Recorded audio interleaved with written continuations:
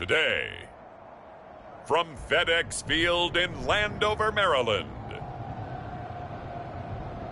it's Week 3 of the NFL on EA Sports.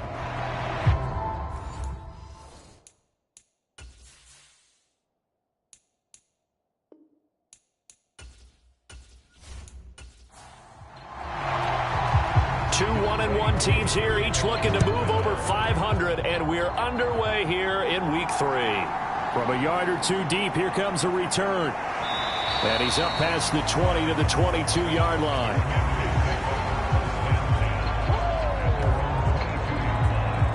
Here are the Commanders for their first drive of the game. And they will be led out by the youngster, the rookie, their QB. We're not even a quarter way into the season. He's already off to a pretty nice start. NFC Offensive Player of the Week in last week's game. Yeah, Week 2, he was electric. See what Week 3 has in store.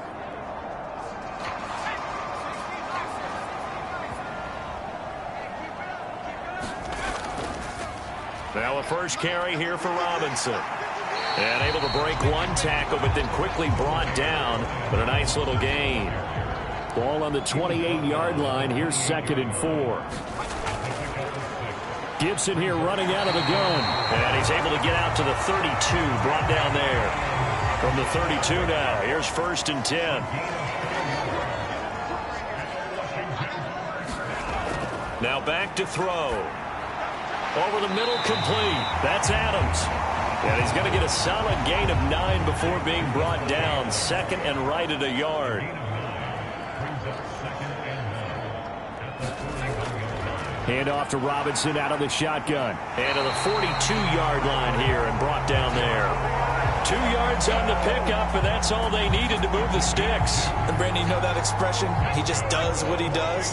It sounds trite, doesn't it? But in this case, it's perfectly apt. This is one of the better runners in the NFL. And all he does is just find avenues, find ways to pick up key first downs and big runs. A gain of 3, 2nd down. You talk about this Falcon defense. They were very good last week in the win over the Saints. And they needed to be, because that game was a game you don't see very often anymore. Low scoring, slugging it out in the trenches. One play can make the difference type of a game, and they got it done. Well, this defense for the Falcons, much improved from Week 1. They were terrific last week in getting their guys their first win of the season. And they needed to be, because the game was a game we don't see very often anymore. Low scoring, slugging it out in the trenches. One play can make the difference type of a game, and each play took on more importance, and they got it done. And now the punter, Tress Way, as he sends this one away. And no return here. Where will they spot it? They say just outside the 20-yard line. So here are the Falcons now as they get set for their opening possession. And a look at a guy, definitely got a little razzle-dazzle to him. Can do it with his arm or his legs. Their mobile QB. And it felt like it watching the game tape. He got everyone involved last week. He was a manager. He really was. That's a great way to put it, because threw it accurately, 1 touchdown pass, so he didn't, break the bank doing that, but he didn't throw any interceptions. That's the bottom line. That's why a defense loves a quarterback like that. Doesn't put them in bad situations. They still need about the length of the football here, maybe a little less as they come up on 2nd and inches. Now he'll try to run with this. And he's going to be met at the line of scrimmage and taken down.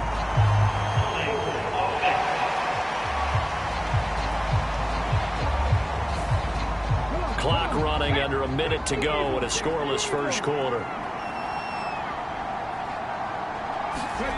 Back to throw now on 2nd and 10. Catch is made by Hunter Renfrow. And they're able to get this one across the 35.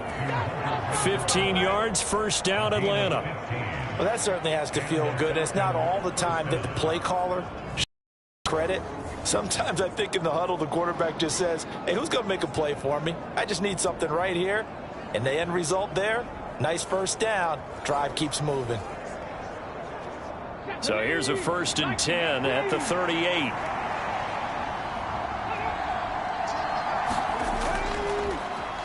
First carry for Josh Jacobs. And that one goes for about 6 as he's taken down just shy of the 45. No score after one on EA Sports. Second quarter now, Falcon football, as they've got it with a 2nd and 4 coming up.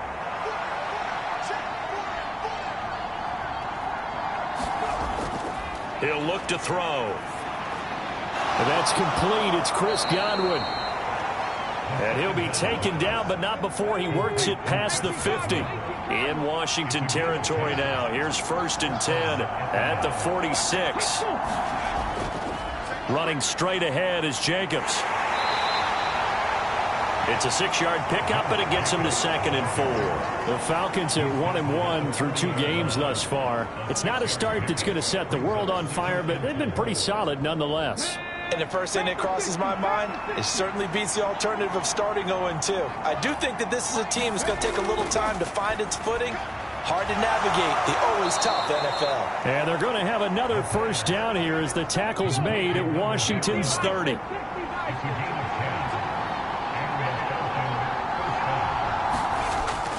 They will run out of the gun with Jacobs. And he stopped right at the 25 after a gain of 5.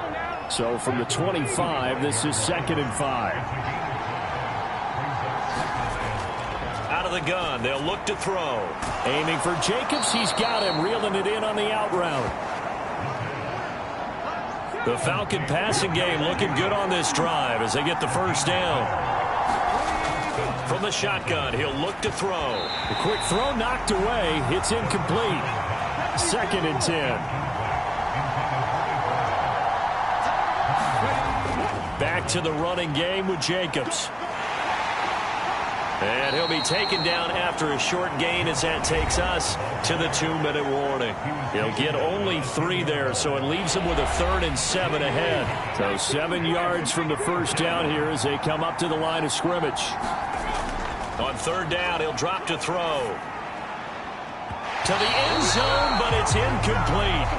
I like the calmness of how he played the ball here. No panic in his eyes as that throw arrived. Tracked it from the moment it left the quarterback's hand, and that's just where he needed to be to knock it away. Koo knocks this one through the post, and the Falcons are out to a 3-0 advantage.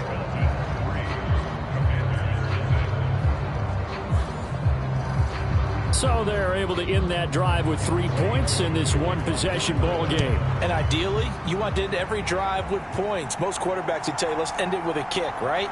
A PAT, that's number 1. Field goal you'll take. Punts, you really don't want to do that. In this case, they'll take the field goal and get prepared for the rest of the game. Now Washington going to retake the field for drive number 2. This one a little slow to get cooking. Just a 3-0 scoreline as they begin with a 1st and 10.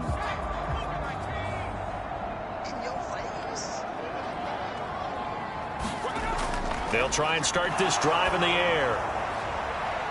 And that is incomplete. Took a shot there on 1st down, but he couldn't reel it in. He'll try again with the arm here on 2nd down. Now the Falcons going to use one of their timeouts as they'll head to the sideline and talk over what to do next. They'll set up to throw. Pass to the sideline and pulled in. And past the 40 before he's out of bounds. 17 yards is the pickup there for number 17. I don't care how many times we see it. I still get a kick out of watching quarterbacks and receivers do the pass tree in pregame warm-up. But I always remember that when we go to practices, we see that after practices as well. They really tune it up, don't they? They tune it up. They know why they do it for these situations. 1st down. And they build that trust, and that's why they're able to find him in this type of a situation. They'll look to throw again. This one complete to Curtis Samuel. And he's tackled a yard short of the marker. Good gain of 9 on 1st down. That's going to be caught downfield by McLaurin.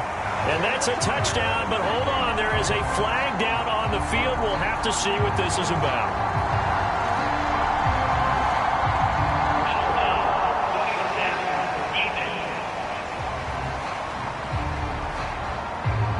So obviously they will decline the penalty there, and the result is 6 points.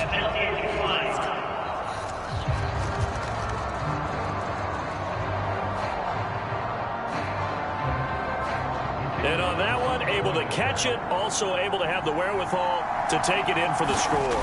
And how about the phases of a successful catch and a completion of a play?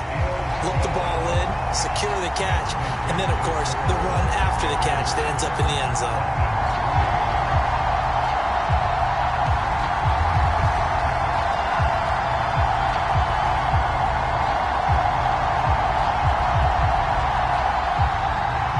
The kickoff unit is out on the field, and they will send this one away.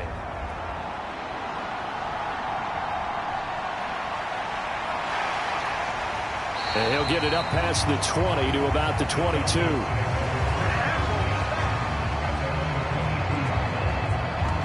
So for the second time in this one, we get set to see the Falcons offense. And looking at this situation, Charles, you got more than a minute. You've got all 3 timeouts. Probably no need to play this safe. So what you're saying is that we're doing a little bit of a mind meld here, aren't we? Because I'm thinking along the same lines as you.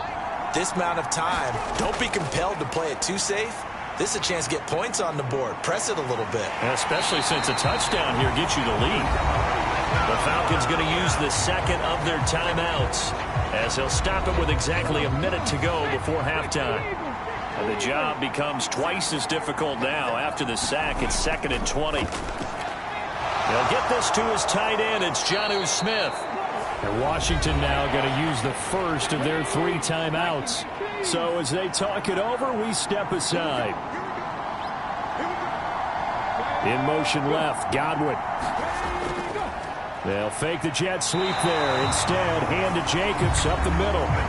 Now Washington going to use the second of their 3 timeouts as they get the stoppage with a little over 50 seconds to go in the first half. The punt team on now as Pinion sends this one away. Dances by him. That'll be a 41-yard punt, 4 yards there on the return. And the Commanders will take over with a 1st and 10. There's Terry McLaurin, such an exciting pass catcher as this offense comes out for their next drive. He's doing what he's capable of, having a solid game. Not the most amazing game. He's not over 100 yards, but a good game so far. And you just know that mentally he feels like he's 1 catch away from turning it into a great game and starting on that road. And the defenders are well aware of that too. They've got to figure out a way to not let that escalate. Keep him right in this zone here and call it a day, because otherwise he can really decimate him. Better believe they are well aware of his playmaking ability. Any questions of how they'd approach this drive were answered right there. They come out throwing, and they get a nice pickup here toward the end of the first half.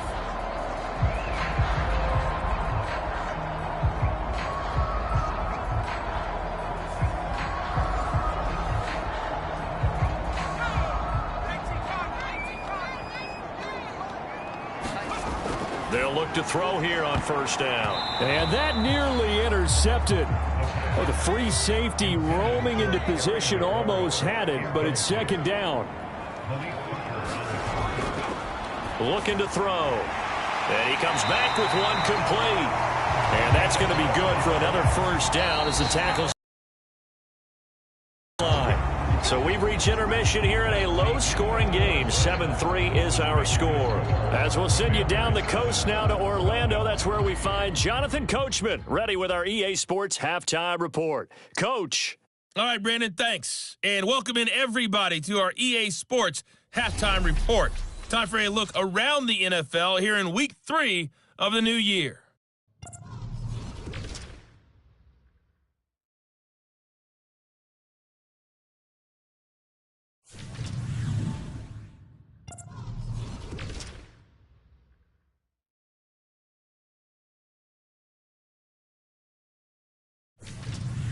Lastly, let's check on one final game for you. And you can see they are scoreless as they play the 2nd quarter.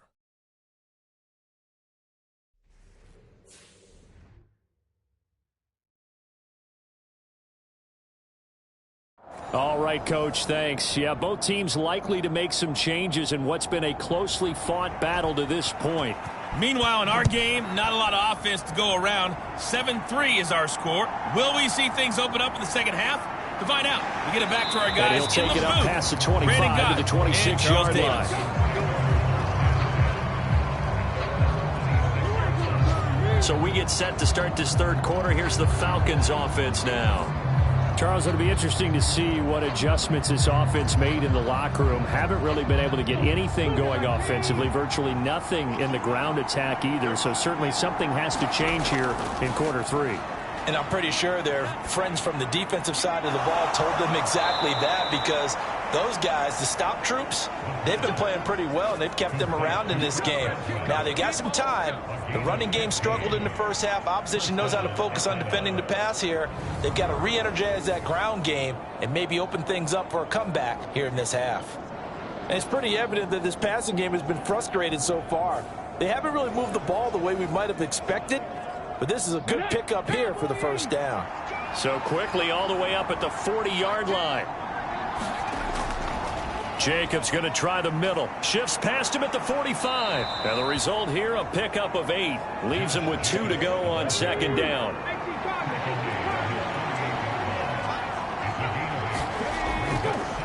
He'll keep it himself. Give him 4 yards as he does it himself, and it's a first down. Well, with him trailing here in the second half, maybe his legs can try to give this offense a spark. And that's the benefit of having a young quarterback, right? Having a rookie, a guy who will say, hold on a second, I have a little bit of fearlessness to my game. It isn't working as well the other way. Let's see what I can do to help my team this way. And, boy, he did it there. From the 43, here's 2nd and 6. They'll look to throw. He's going to find and complete it to Renfro. Just his second catch of the game so far. This one moves the chains. Still in search of their first touchdown of the game, but they're on the move. 1st and 10. On the handoff, this is Jacobs. This will be a gain of about 8 to the 27-yard line. He hadn't had a ton of success here so far, but you get the feeling that he might be on the verge of popping one. Yeah, even on that one, there was a little bit of a hole, but it closed there quickly at the end. And they run the option on 2nd down. Oh, some strong running. And out of bounds all the way down at the 3. That time they pick up a 24 yards on the keeper. First down. Well, he is certainly dangerous when he spots a lane, and he keeps it himself there. Worked out well. And how about the moving parts on a play like this? You know you have to practice it over and over because it's almost like a ballet that has to be choreographed. But how about once he made the decision to go, he committed to it and went. Let's face it, most teams are going to defend the running back much more than the quarterback on that type of a play. Jacobs. And just a short gain that time as they're able to get him down.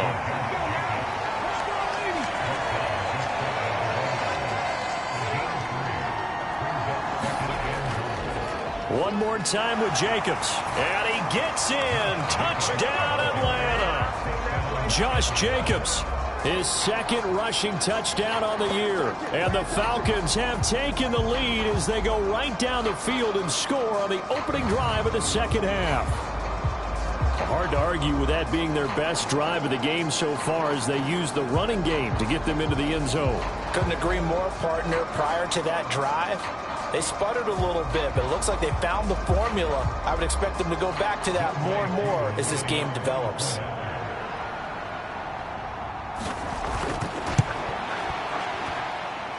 Koo able to connect on the extra point, and the lead is now 10-7. A good drive that time as they go 9 plays in all. And it was capped off by a touchdown run from Josh Jacobs.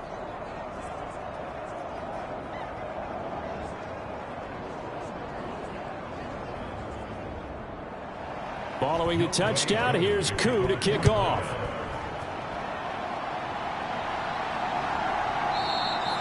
And he'll elect not to return this one, so they'll bring it out to the 25 on the touchback. First possession of the second half now for Washington. And, Charles, it feels like we're set up for a good second half here. Came out of the locker room, one-score game. Now the lead has already changed hands. Well, this offense, they've got an opportunity right now to take that lead right back. Yeah, and it feels like you're going back and forth, almost a little bit like a tennis match, right? And we're just already know our heads just keep moving. Which side has it? Which side's going to score? How are they going to go out doing it? A little bit of a challenge for each side, trying to match each other. It's a short one here, complete to the tight end. He'll be dropped after a gain of about 6 across the 30 to the 31. That's a staple of this offense. Drag route to the tight end. Yeah, he's unable to use his size to break off much more yardage after the catch, but still an effective gain nonetheless. Here is 3rd down and 4.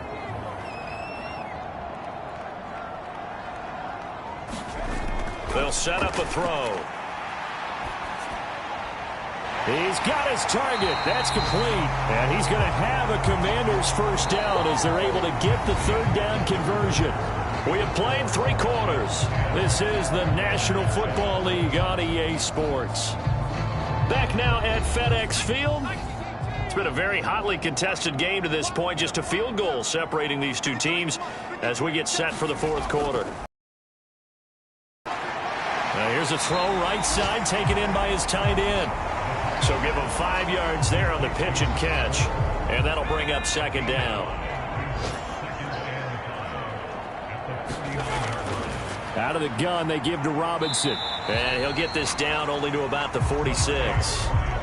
A field goal from this spot likely out of the question. They've got to get closer here on 3rd down. Robinson will try to pick it up. It's a gain of 3, and it gets him to 1st. Brandon, this can be so demoralizing for a defense. They've had 2 opportunities to get off the field. They haven't gotten it done. So now your coordinator is going to call every blitz that he has, any type of exotic, something that they haven't seen before. And he's also telling the defensive lineman, don't worry about holding people up. Just get in gaps and try and make a big play. And not only not getting off the field on 2 opportunities, clock continuing to run. Here's 2nd and 5 now from the 37. Now they'll switch it up here and look to throw. Open man is Samuel, complete. And that's going to be good for another first down as the tackle's made at the Falcons' 26. Back to throw. And that's going to be incomplete. Too tough to hold on to that one. It's 2nd down.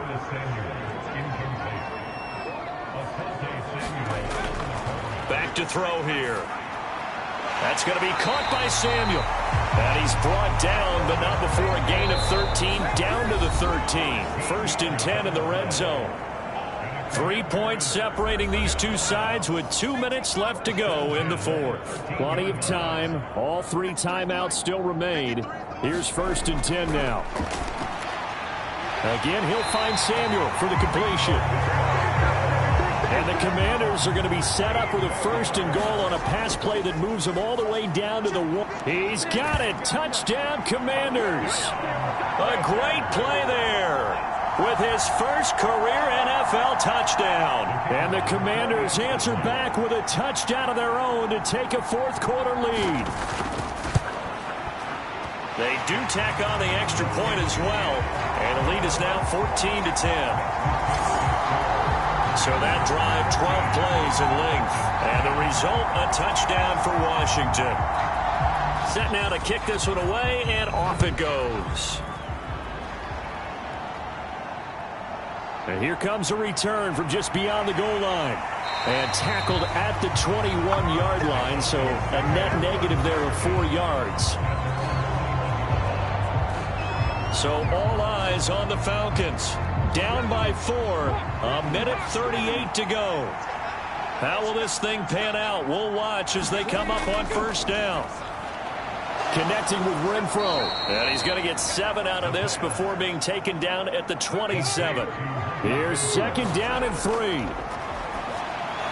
Able to connect with Jacobs.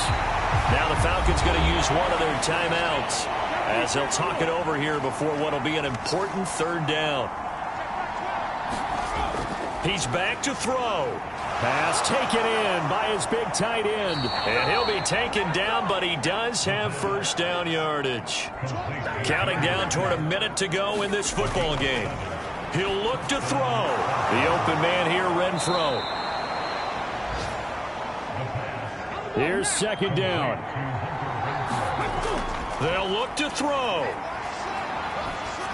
And he takes a shot on the release as this will be incomplete. Now we're in the situation where the quarterback's got to take full charge of his huddle. Got to totally command and make sure all eyes are on him. All focus is locked in. Going to call multiple plays and go over different situations and scenarios to make sure everyone is on the same page.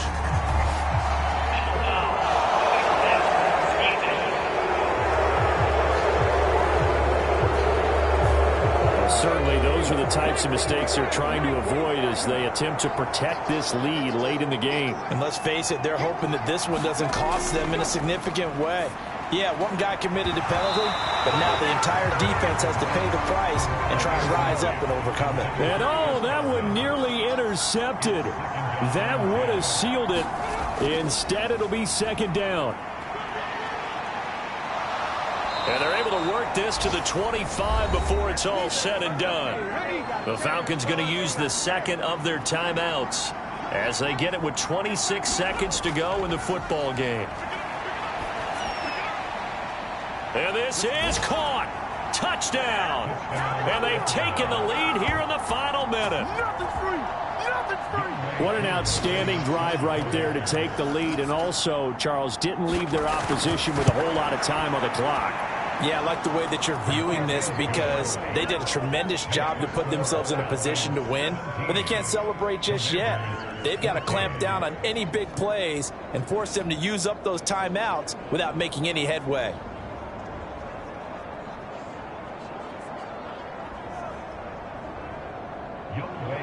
Following the touchdown, here's Koo to kick off.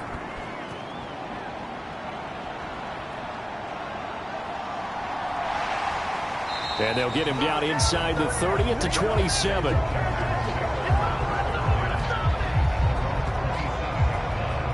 A look at Washington as they come onto the field. Good drive last time. Really effective passing the football.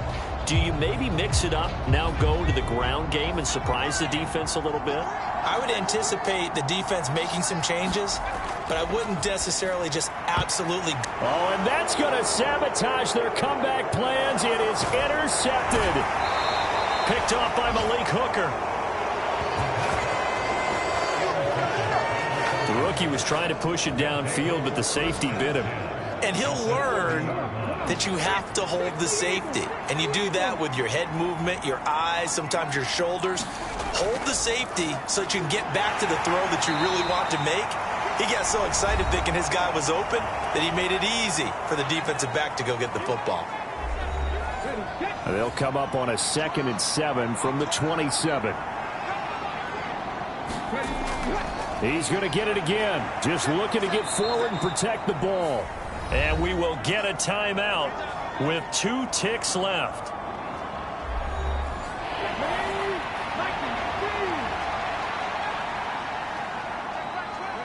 And they take a knee. Now Washington going to go ahead and use their final timeout. And as the two teams talk it over on their respective sidelines, we take a break.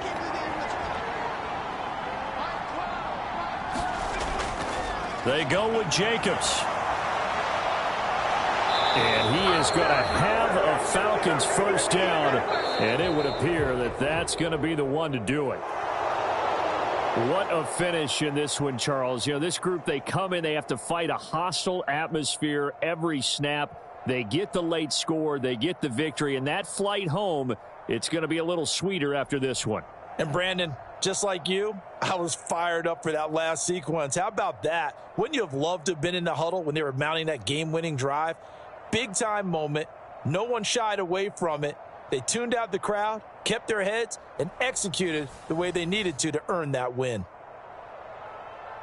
So for Atlanta, it's back-to-back victories now after the Week 1 defeat as they move to 2-1. And they will head back home next week. Meanwhile, for Washington,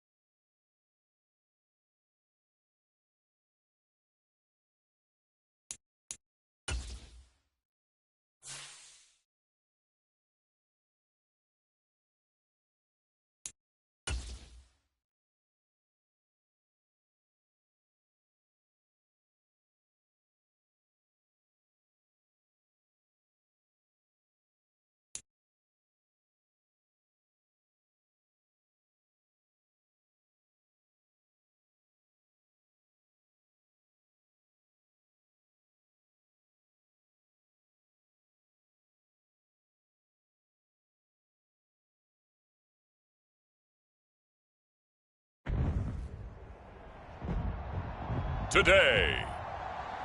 From Lincoln Financial.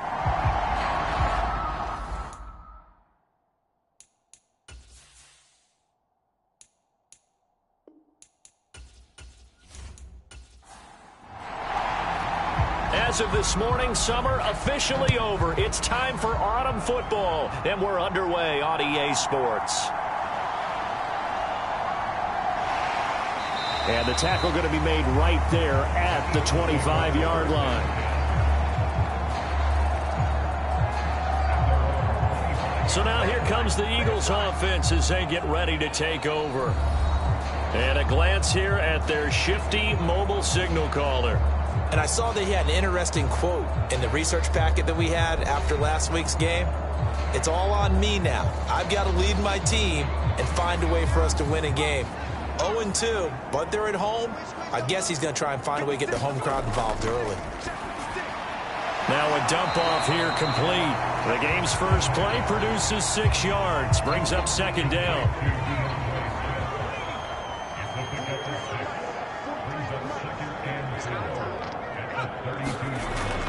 He'll drop to throw. And this throw incomplete. Now the defender all over him that time, but it's going to lead to third down. You talk about this Jets defense. This crew against the pass, issues at times, ranked number 24, Charles, in the NFL. They'll take that play right there each and every snap because throughout this season, they've given up some big plays. To be able to hold someone to no gain, oh yeah, they'll take that one all game long. The Eagles send out their punter now. He'll kick it away after a 3-and-out on the opening drive of the game. And just a single punt for him in the loss last week as he sends this one away.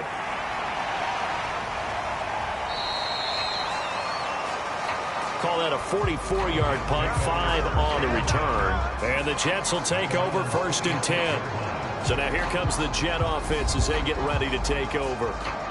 And they are led out there by their mobile quarterback. And frankly, this is the type of game that a great quarterback relishes because 0-2 on the road, everything's against him and his team. No one can expect them to win. Sometimes you band together real tight in that situation, and if he plays really well, they've got a chance to get that done. And not a whole lot of room to operate there on the first down run. He gets maybe 3. Not a huge carry there on first down, but not all of them will be. But still, all in all, a positive play for the offense. It's all about picking up at least a few to set up what you're going to do here on second down. 2nd and 7.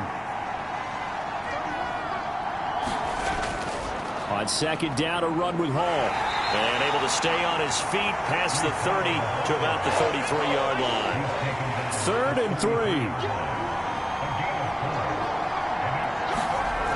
They'll drop to throw. That is caught. And he'll be taken down, but he does have first down yardage. They give him 7 yards on the play, and they do pick up the conversion on 3rd down. As you know, so many things in the passing game are based on yardage. Sometimes it's just based on timing, and that's what we saw right there on that play. 3rd and 3, just get the ball right to the receiver. This is the hitch route. And tell us, what is the hitch route? Yeah, just take really one step, like you're driving off the line of scrimmage, get the defensive back on his heels, get the ball out to the receiver, and he does the rest. On first down, he'll drop to throw. He completes that to Garrett Wilson. This will be stopped about 2 yards shy of the marker. 8-yard gain, 2nd and 2. Now here's a little touch pass as they tap it quickly to their receiver.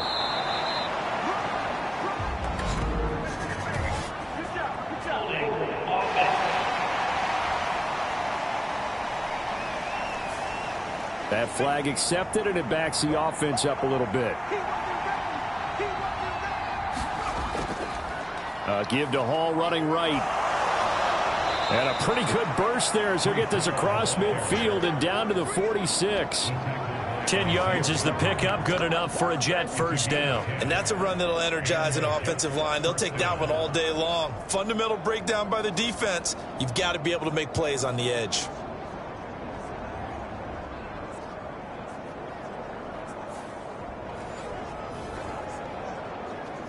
So from Philadelphia territory now, here's a 1st and 10 at the 46.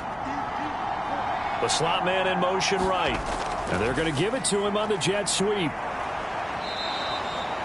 He'll get a nice chunk there on the first down run, and it's 2nd and 4.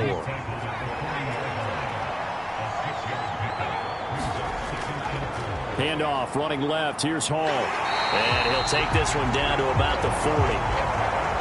This will be the 8th play of the drive here. 3rd and 4. He'll look to throw. Work in the middle of the field, and he's got a man complete. And he has another first down as he'll get the ball down to the Eagles' 28. We're scoreless after 1. The Jets with the football here to start the second quarter, as they've got it with a 1st and 10. On 1st and 10, it's Hall. Looking for a seam, but finding none. He'll get back to the line of scrimmage, and that's it. Officially no gain on the play, and it's 2nd down.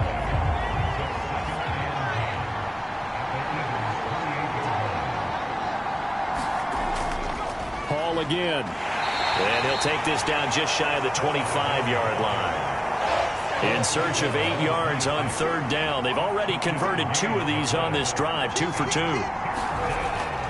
Now a shotgun snap as they'll look to throw. Able to find the open man. That's complete. And he takes it down to the 10-yard line.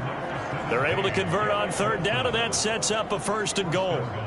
That's a sharp throw right there on 3rd down. They're looking to get the first points of the game, and they certainly don't want to be on a field goal. So that's a nice job to get the hook up and set up a 1st and goal. From the 10, 1st and goal.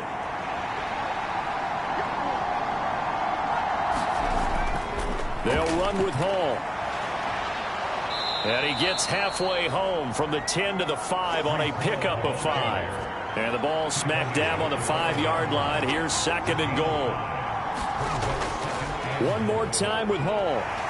And he gets halfway there from the 6 to the 3 on a gain of 3.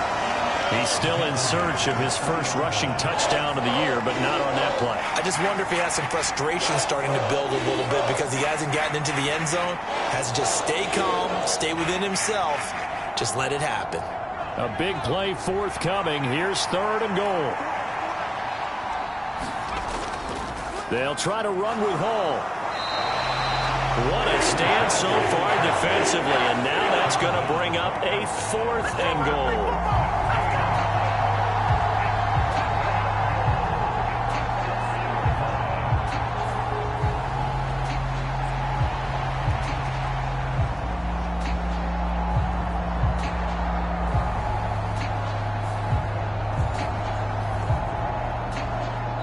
Second quarter, 2 minutes to go. Tie ball game. Can this defense hold them out? Here we go now. 4th and goal from the 2. They'll go for it. It's Hall. And he's not going to get there. They tackle him at the 2. The run is turned away on 4th and goal from the 2. And this Eagle defense stands tall down near the goal line.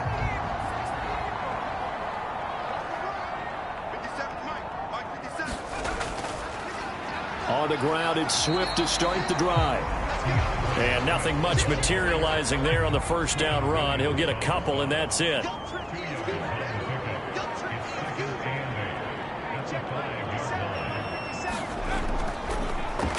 Back to the ground, this time Montgomery. Just a couple on the ground there. That's going to bring up 3rd and about 6. They are in need of 6 yards here if they hope to move the chains.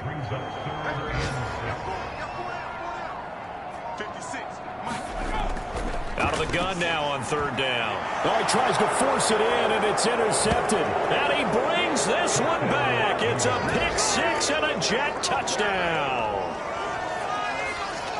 Well, it turns out it's not their offense who gets him on the board first, CD. It's the defense coming through right there with a pick-6. And I know from experience throughout the week when you go against the offense, you're challenging them all the time. You're letting them know, hey, don't worry about scoring this week. We'll take care of it. We'll get a few pick-6s and score ourselves. You're just kidding? But how about what he just did right there? Laid it out for the rest of the game. We scored. Hey, offense, can you keep up with us? Now for the point after.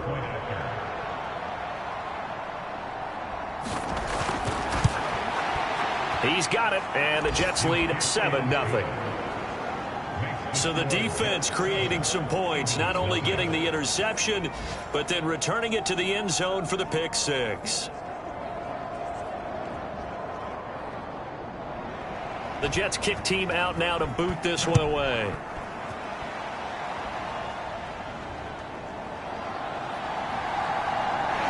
And a decent return out to the 27-yard line.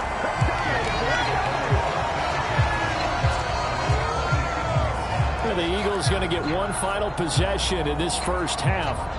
And with time quickly fading here in the second quarter, not sure how aggressively, offensively they want to play this. I think we'll find out just how much they trust their guys in this situation if they decide to take a shot. This short throw caught by Goddard.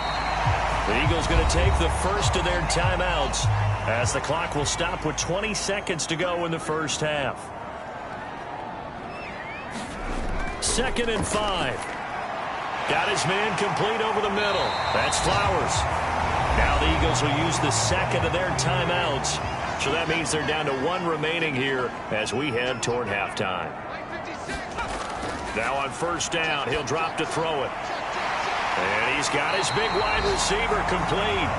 And he'll be taken down, but not before he gets into enemy territory.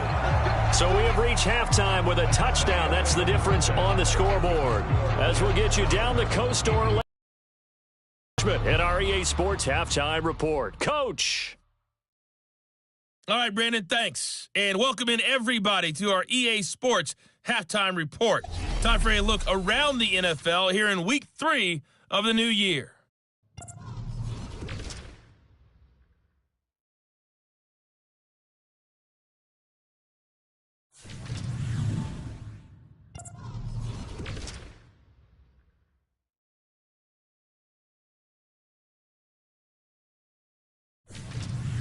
Lastly, let's check on one final game for you. And you can see they are scoreless as they play the second quarter. Meanwhile, in our game, just the lone touchdown accounting for all the scoring. A tight one, 7-0 is the score. And for the call of the second half, we send it back to our broadcast team of Brandon Godden and Charles Davis. Okay, Coach, adjustments likely going to play a big role in this third quarter in what's been a tight contest so far. And the Jets set to receive this third quarter kickoff, and they have the lead as well as we are underway in the second half. And we will not see a return to start the half as this will be a touchback. Now the Jets going to take over on offense to begin this third quarter. And both of these defenses have been stifling these last few drives offensively, just not able to get anything going. So what needs to change? I think a lot of the guys will go back and review, so to speak, because everyone has someone assigned to how did each play work. Okay, what did we use that kind of worked for? And that's caught inside the 35. And all the way in. Touchdown, New York. Garrett Wilson. His first touchdown here of the new campaign. And the Jets are able to strike quickly to add on to their lead. There you go, Charles. His first touchdown pass of the new season. And he had a strong rookie year. So much more expected of him this one, as you might imagine. He threw that one with confidence and assuredness. And I noticed that the celebration a little bit more subdued than his first touchdown pass last year as a rookie. Yeah, he certainly is acting like he's done it before. The point after is good, and it's now 14-0. One of the shortest drives you'll ever see. One play, 75 yards, 6 points.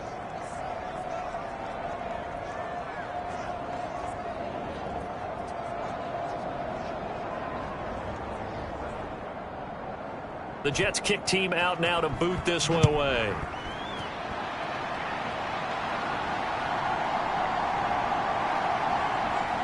And he'll be tackled just shy of the 25.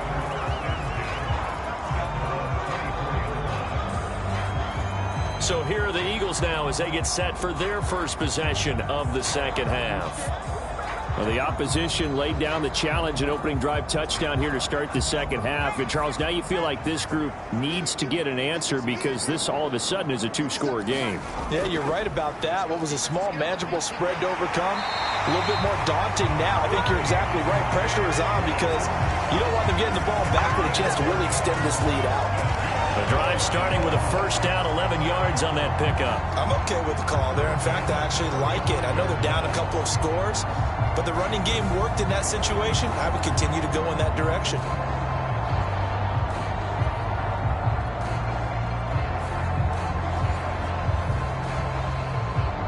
Ball up to the 35 now as they come up on 1st and 10.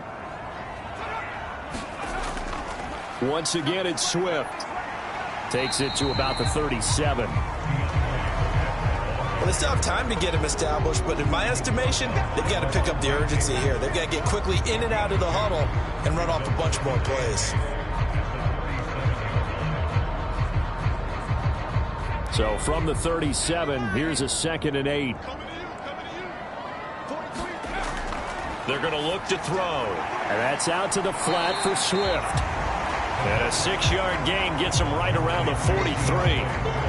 I think the best offenses love to get the ball to their running backs in open space because they have the ability to make people miss, and they also have the ability to run over people.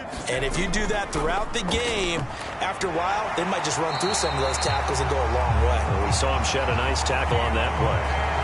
3rd down, turns to 1st with that 5-yard pickup. Well, they're hoping that the second half is better for him than the first half. They've got to find a way to get him going. He's a big part of their offense.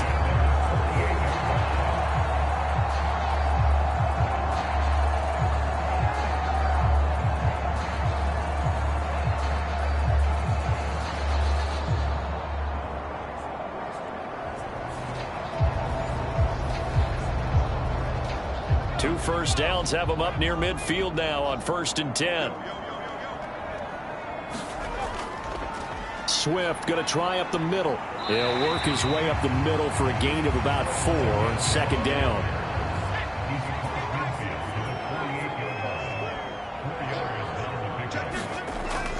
They'll look to throw here.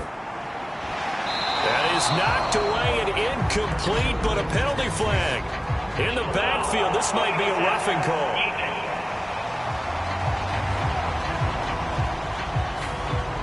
So the yellow flag came out, and that leads to a new set of downs for this offense. 1st and 10.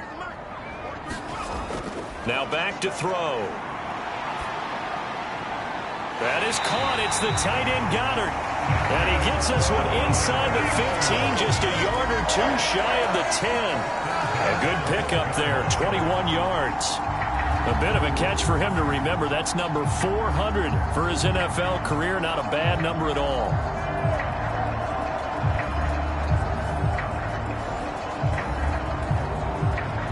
Still in search of their first touchdown of the game, but they're on the move. 1st and 10. They will run straight ahead with Swift. And he'll be taken down here at about the 11. 2nd down and 8.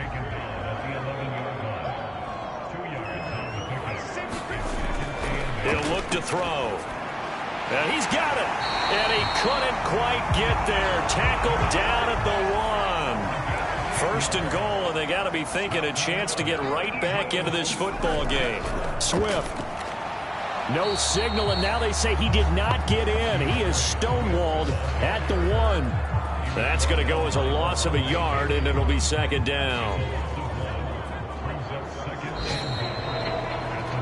And they're not going to get to the line to run another play, so we will switch ends as the 3rd quarter has come to a close.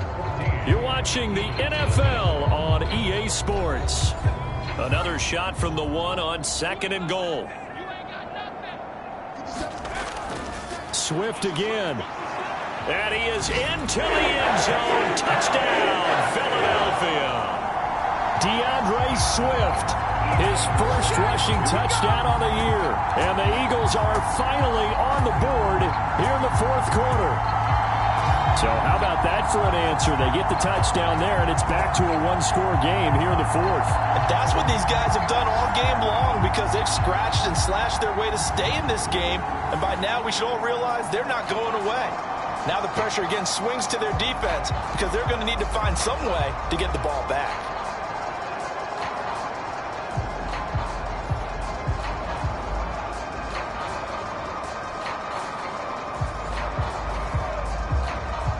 On for the extra point, Jake Elliott.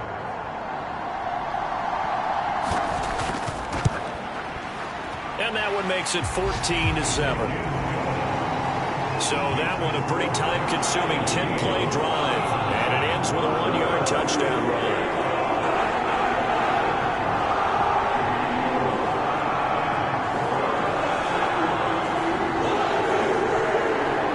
Now after the touchdown, here's Elliott on to kick it away.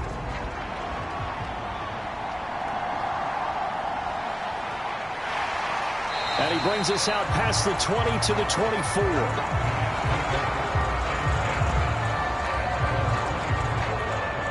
So here are the Jets now to take over. They lost 2 straight coming in, but good news for them right now. They've got the lead and the football.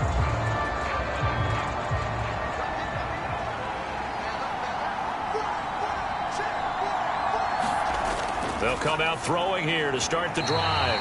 Throwing quickly there, but it's incomplete.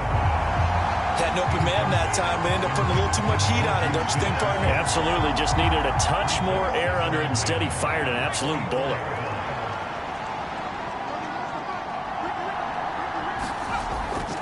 Out of the gun, they run it with Hall. Takes this to the 27, give him 4 yards. The Jets on 3rd down. They've been good, 3 for 4 thus far. This will be 3rd and 6.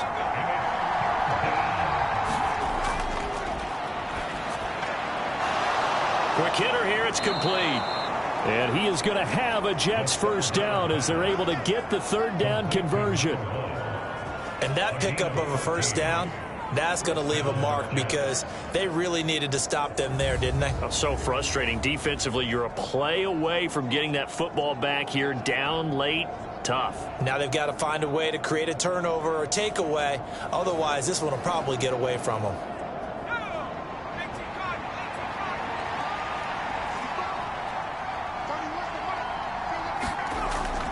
They'll give to Hall.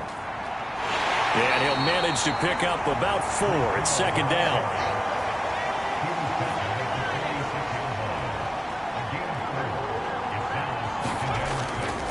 They'll go again with Hall. And only a couple there as he'll take this up to the 47. This a big play for both sides. What will we see here? 3rd and 4.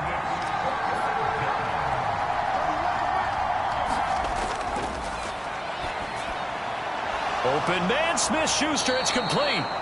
And he is going to have a Jets first down as they're able to get the 3rd down conversion.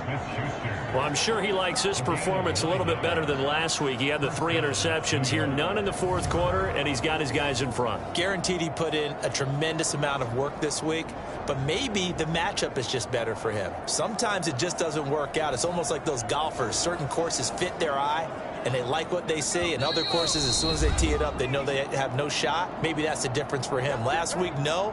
This week, a big yes. And not totally home free yet, but it's looking good as they come up 1st and 10. A give running right is Hall. And they'll be inside the 35 now at the 34-yard line. So fresh out of the 2-minute warning, and here's another timeout taken with 1:55 remaining. An ideal down and distance to try to finish this thing off. 2nd and inches. He's going to get it again. Just looking to get forward and protect the ball. Oh, no, he lost the football. And it's picked up by the Eagles. And a big turnover there as his guys will get the football back. I know when you're looking at the scoreboard clock, we're getting near the end of this game. But they were in what was really called 4-minute offense. And that's practice, taking care of the football, taking time off the clock, not giving them a chance to come back. But bottom line is, what did I say in the beginning? Taking care of the football. That didn't happen. Didn't do it. A costly turnover. And I believe the referee's been buzzed. Yeah, they want to take another look at this call, and it's certainly a big one here late in a tight game. Now the question, was the knee in fact down before this ball comes loose? And is the video convincing enough to overturn it? A lot of factors here. Remember, you also need clear possession of the football afterwards. This is a tough one to overturn. And now we're going to get a timeout defensively. So another stop, 1:50 left in the football game. So that one overturned. They say the knee was down, and that will not be ruled a fumble. 5 points of contact necessary at this stage as they'll run on first down. The Eagles will take their third and final timeout as they'll talk things over prior to this upcoming second down play.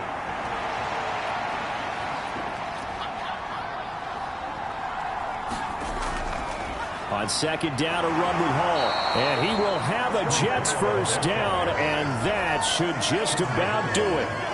I like that run right there, partner. Not the flashiest run, not the one that's going to break for big yardage, but he understands the situation, and taking care of the football, paramount, and he got it done. Nursing that slim lead, you're exactly right. Hold on to that ball.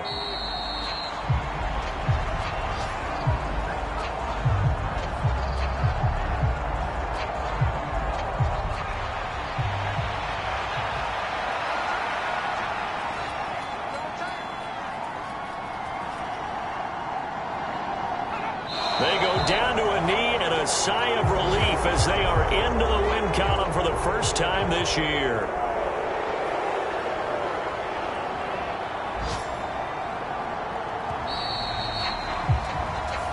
So it's a victory here for the New York Jets. And it was their defense that really paved the way to this victory as they allowed the one touchdown, and that was all she wrote. Almost want to do the defense chant right now, right? Defense with a couple of claps in there, but no one wants to hear that from me. Let's just talk about how they got it done, though. When you take care of every aspect of the game, shut down the run, control the airways, right? Make sure the quarterback is harassed. This type of performance you get. They can't fashion together any offense, no consistency, and they just took control. So for the Jets, they're into the win column now as they move to 1-2 on the young season. And they'll get another road test next week as they head to Cleveland to take on the Browns. Meanwhile, for the Eagles, the early struggles continue as they'll sink to 0-3. And they'll try to get back to their winning ways next week as they head to Santa Clara to take on the 49ers. So for Charles Davis and our entire crew, I'm Brandon Gaudin. Next game, guess what? Charles and I will be here again. It's the NFL on EA Sports.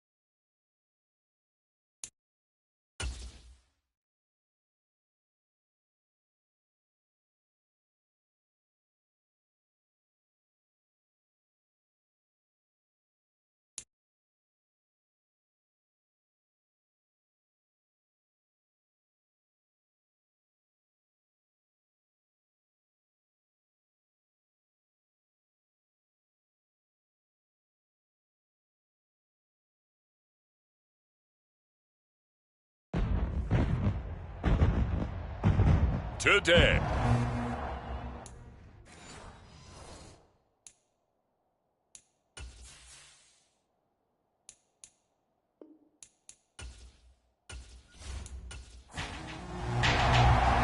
As of this morning, summer officially over. It's time for autumn football, and we're underway on EA Sports. And up to about the 26-yard line, just across the 25.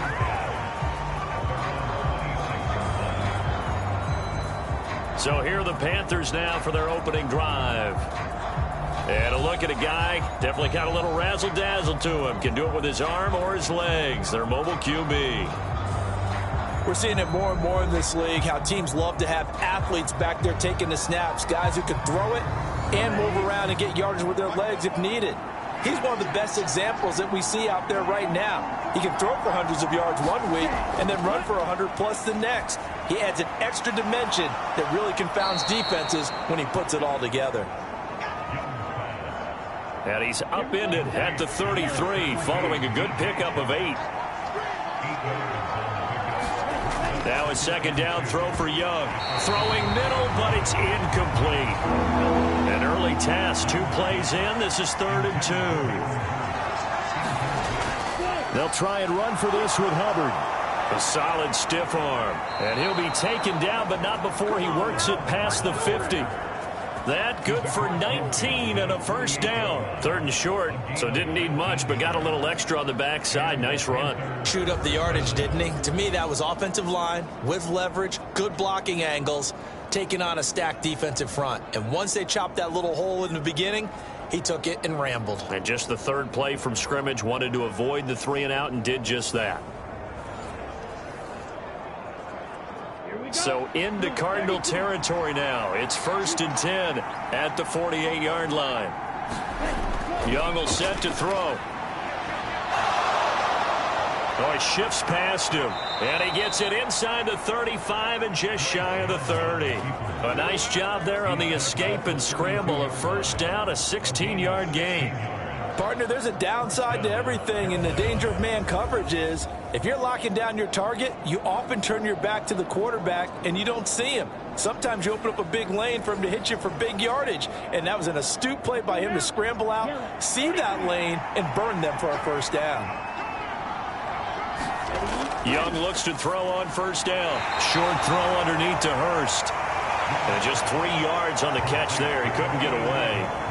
And that's going to bring up 2nd down. Well, this defense for the Cards, much improved from week 1. They were terrific last week in getting their guys their first win of the season. And they needed to be because our offense struggled throughout the game. Sometimes as a defense, you're not just shutting down the opposing team's offense, but you have to outplay their defense as well, and that's what they did in their last game.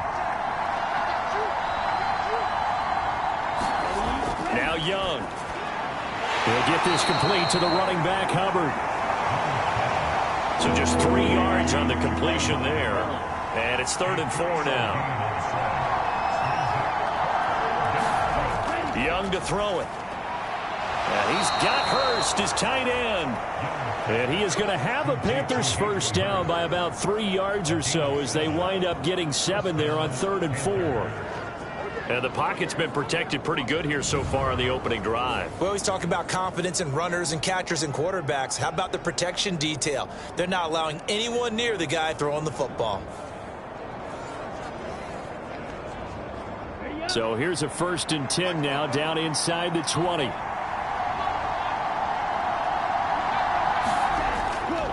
They'll give this to Hubbard running right. Ooh, the juke. And able to get him down, but he does reach the 5. Sets him up nicely. 1st and goal. It was a pickup of 14. The impressive opening drive continues and just space being created by those guys up front. We're seeing this the same way, aren't we? We are seeing an offensive line, as this game gets started, as it starts to unfold, that they are dominating the line of scrimmage. 1st and goal, a chance for an early statement here on the road. They'll run here with Hubbard. And he will push his way forward down to about the 3-yard line. Only a yard on the pickup there. 2nd and goal. Here's where we need to see some tenacity from this defense because they've been pushed right down the field on this opening drive. They've got to find some way to push back, and that's a good first step. So the ball position now at the 3.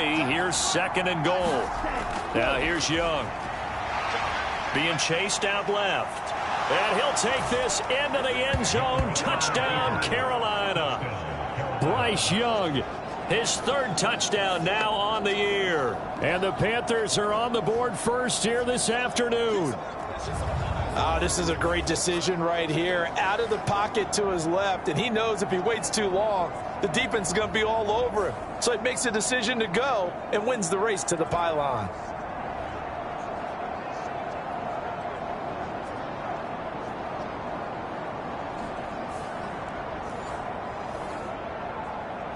Eddie Pinheiro now for the extra point.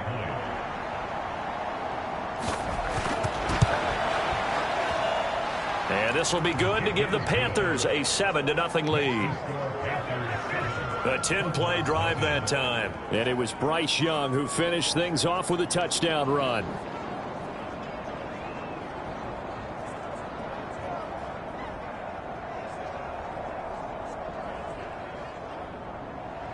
Now after the touchdown, here's Pinheiro to kick it off.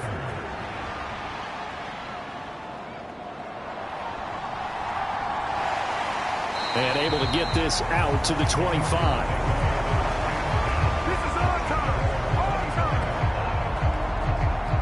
The Cardinals now getting set to go offensively, and it'll be the dual-threat quarterback Kyler Murray leading the way. Drafted with the idea that he'd be one of the most dangerous quarterbacks in the NFL when he put it all together. We've been seeing that progress throughout his career. This guy's legs, we knew they were phenomenal. Arm, top-notch. But now we're seeing his mind come into the game.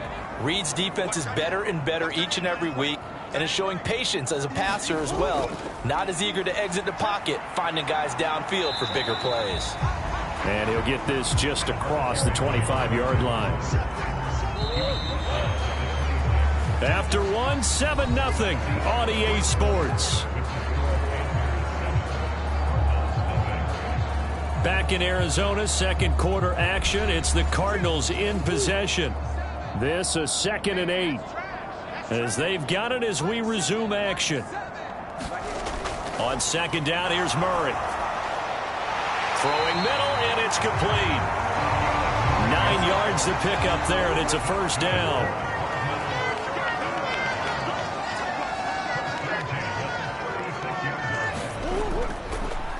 On 1st down, they'll go to the ground attack. And he is going to be stopped cold behind the line of scrimmage. 2 yards the loss, 2nd and 12. The Cardinals hit 1-1 through 2 games thus far, and they were winners their last time out, so they'll be looking to make it 2 in a row.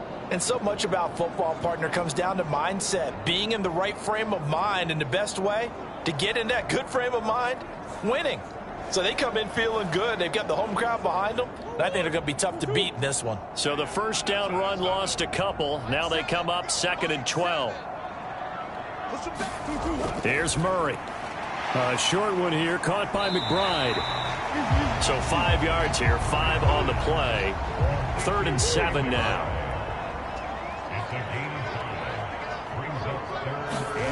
Here's Murray as he sets to throw it.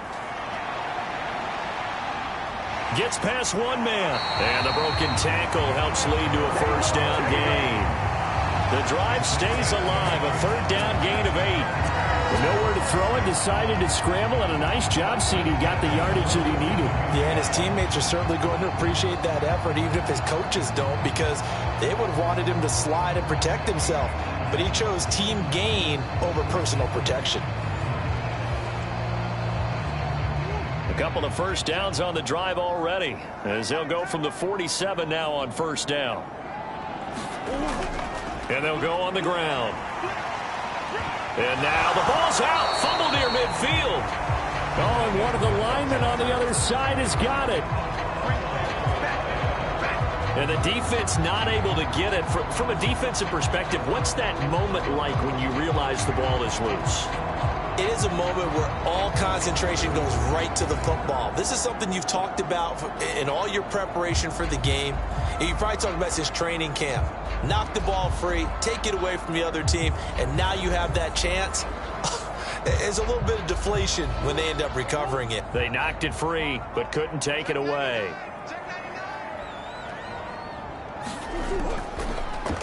Now an option play on second down. Free from one tackle, but that's about all as he's taken down. He'll wind up getting 3 on the keeper there, but it leads to a 3rd down. Coming up at halftime, I'll go from one personality, that's you, Charles Davis, to another one in Orlando, the coach. He'll have stats and scores from around the NFL. And he's going to lose a yard or two, taken down behind the line. Multiple players combined for their team's first sack of the game. Oh, my goodness. Was that a defensive back that got to him with the pressure? Oh, look at the former defensive back. You're all smiles up here. I hope everybody can hear my smile on that play.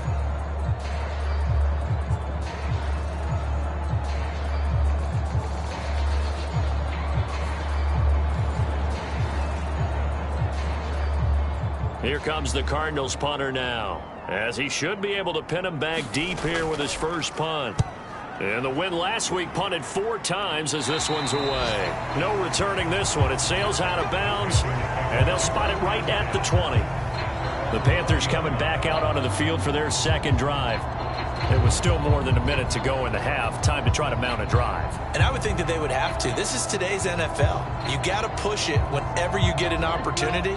You can never have enough points with the high-powered offenses that you face. And analytics will tell you, try and score when given the opportunity. They'll set up the screen here for Hubbard. A good convergence there defensively. Only a yard, and it's second down. From the shotgun, it's Young. Looking middle, and that's complete. Now the Panthers going to use the first of their timeouts, as they'll stop it with just over 40 seconds to go in the first half. So 1st and 10 now from the 30. To throw, Young. The Panthers going to use the second of their timeouts, as it'll come with 36 ticks to go in half number 1. Here now, 2nd and 4.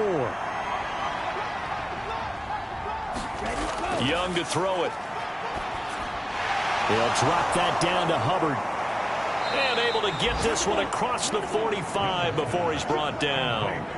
Give him 10 there, good enough for a Panther first down. Well, they certainly made a point of getting him involved in the passing game here in the first half. They must have seen something in the scouting that said, hey, we can capitalize on him getting the ball possibly in the open field. And I think in the second half, that may loosen up the defense a little bit to get the running game going back inside. Couple of first downs to kick off the drive. Here's 1st and 10 up at the 46. Out of the gun, it's Young. Now he'll escape to his left. And this is taken in at the 5. Oh, and he's going to be brought down a few yards short of the goal line, and they're going to be unable to stop the clock from here. So close yet so far, and that's going to be how this first half will come to an end. All right, Brandon, thanks. And welcome in everybody to our EA Sports Halftime Report. Time for a look around the NFL here in Week 3 of the new year.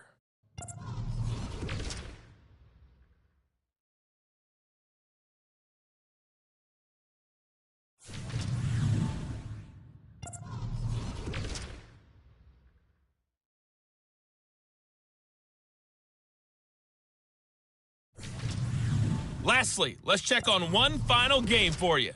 And you can see they are scoreless as they play the second quarter.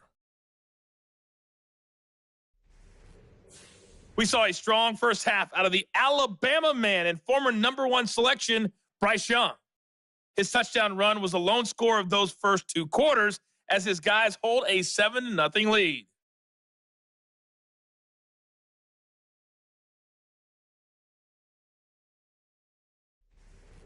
Okay, Coach, thanks as always. This one's still anyone's game as we welcome you back for quarter number 3. Just the one touchdown in that first half. 7-0 our score as we get going in quarter number 3. And he takes this near the 25. Just a little pass there. Call it the 26. So here's the Cardinals offense now as they get set to start this third quarter. And they do trail, but they have a chance to possess the football first to try and do something about it. And that certainly makes it something of an important drive for them, because is it going to win the game? No, but you have to do something to bring some life to your sideline.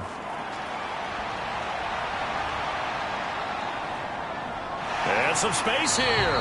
And Murray with a smart move there at the end of the play. Picks up the first down and then slides to the ground.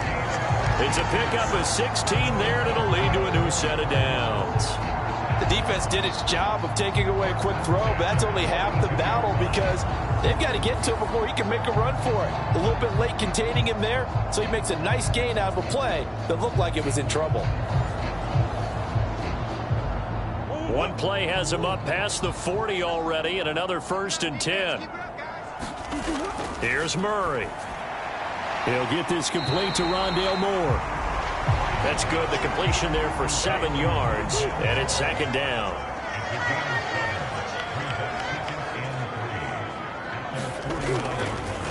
One back in the backfield. He'll get the carry, and he'll get across midfield and into Carolina territory.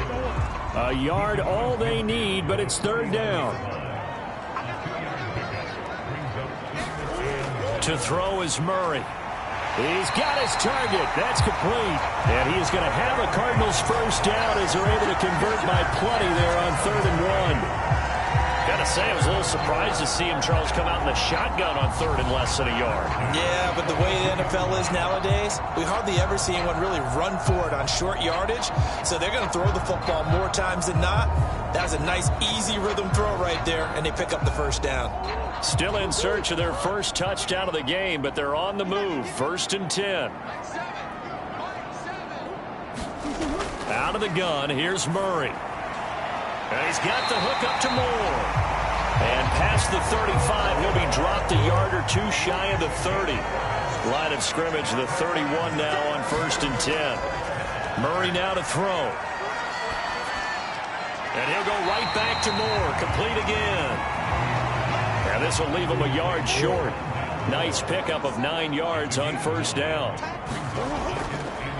On 2nd down, here's the option. And he'll be brought down at the 21, just shy of the 20 in the red zone.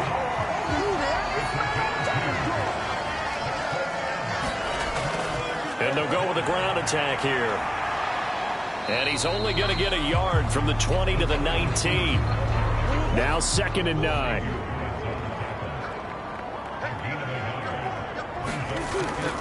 And they'll run. No, bottled up. Fumble. It's out. It's loose.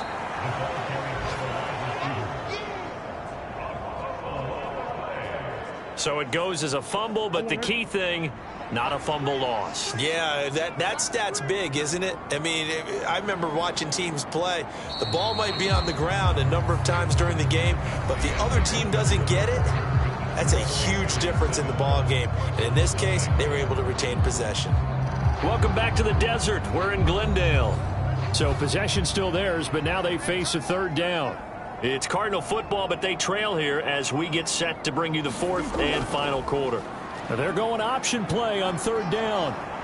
And he is not going to get to the marker as they stop him short at the 14. He'll get 7 yards there on the keeper, but still 4th down. Oh, man, that wasn't far from breaking in a big way into the secondary. Read option, quarterback kept it, and while he didn't get a first down, he did get a nice chunk of yardage. Only a nice tackle prevented it from maybe going all the way.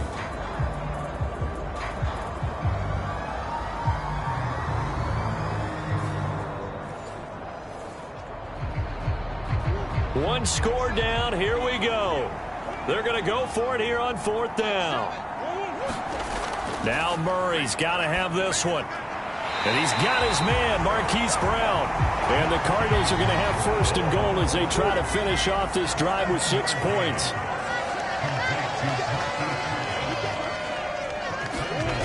They'll run the jet sweep with Brown. Oh, and this one may need to go back to the drawing board. He's going to be swallowed up right away. No gain on the play that time, and it sets up 2nd and goal.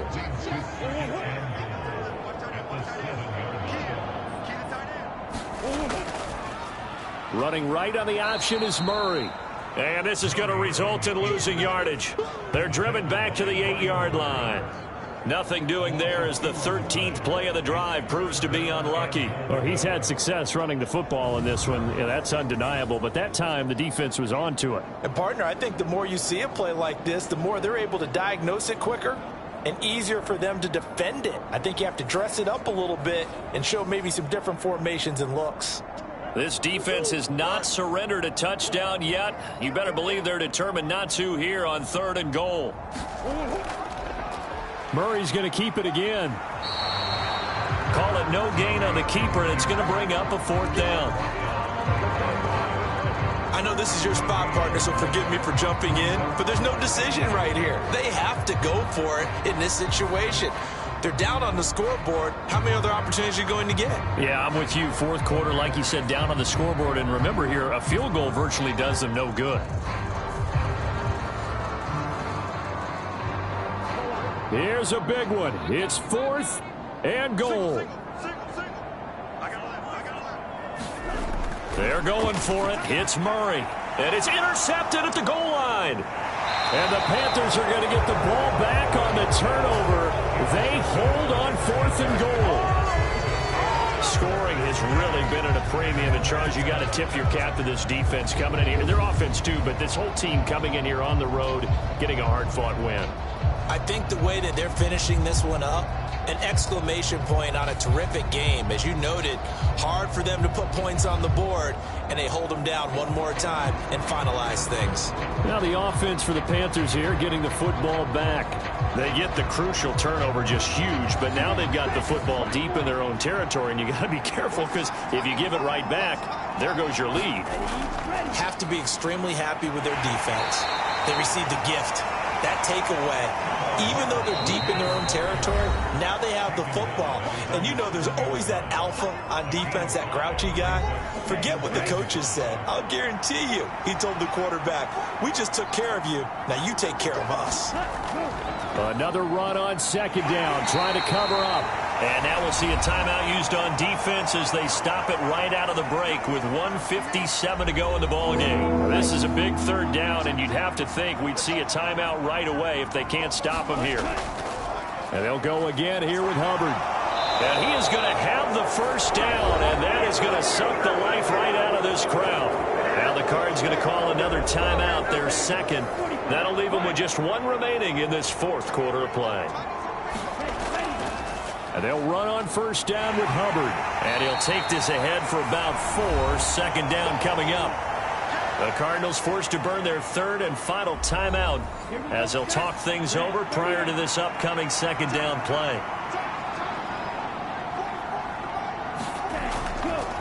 Straight ahead with Hubbard. And a short pickup there as he'll take this up to right around the 20. This now a 3rd and 4.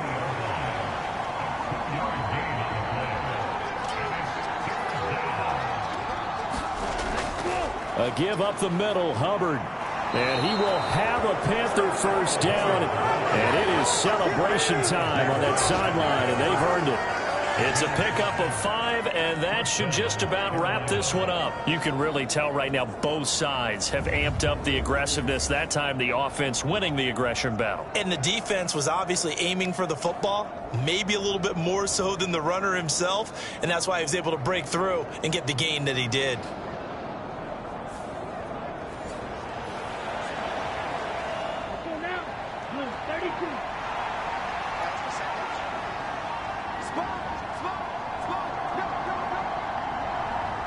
Young's going to take a knee here, and that should just about do it.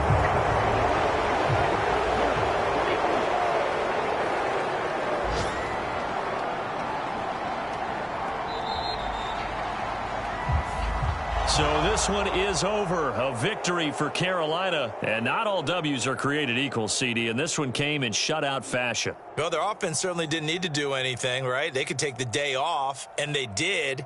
But the defense, they carried them in a big way. Yeah, look, the offense, obviously stuff to work on, but they did enough, and the defense carried the load. But you know what they say? It's always fun to work on things. If it didn't go well in your game, with a victory in your pocket. And that's what they've got going forward.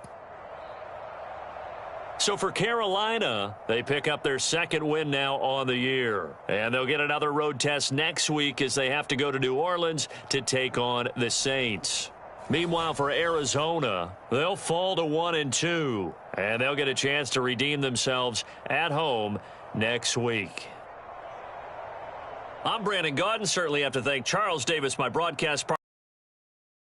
We'll catch you next time right here. It's the NFL on EA Sports.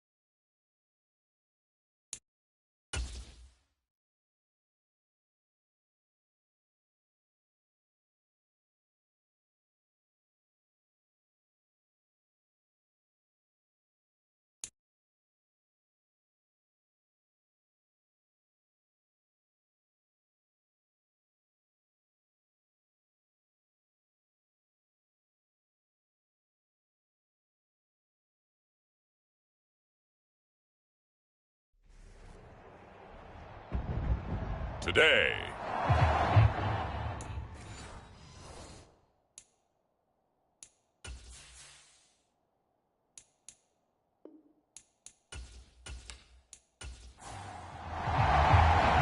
As of this morning, summer officially over. It's time for autumn football, and we're underway on EA Sports.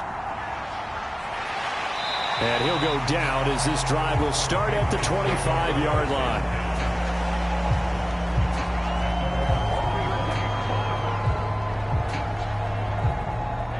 Ready, 10 black.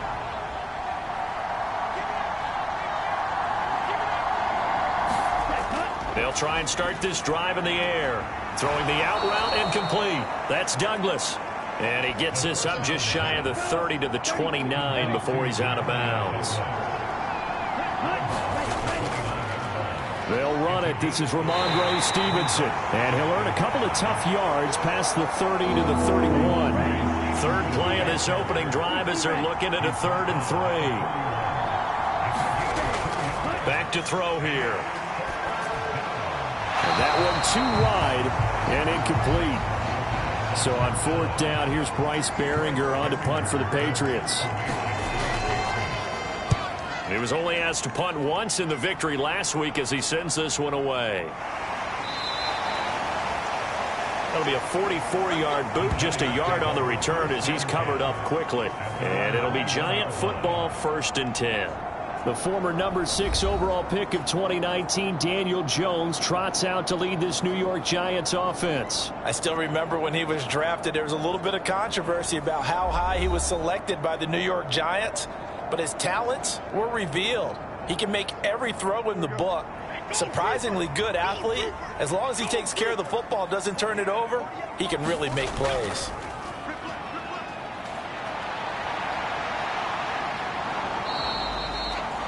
Give him a couple on the scramble. It's 2nd down.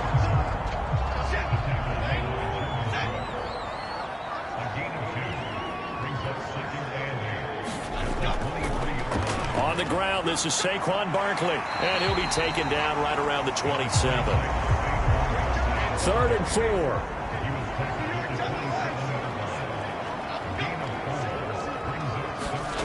Throwing Jones. And I don't think he got there, no. He's short by maybe a foot, maybe. Call it 4th and inches. That looked great when he first took off because, in my mind, there was room to run and he had the marker in his sight. But I certainly didn't expect him to close so quickly, and neither did he. They got to him just in time, and now that forced him to make a decision with his 4th down call.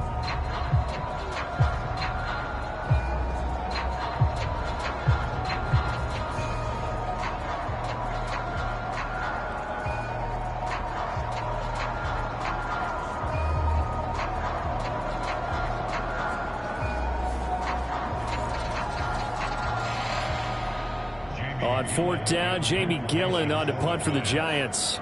Back deep for New England is Marcus Jones.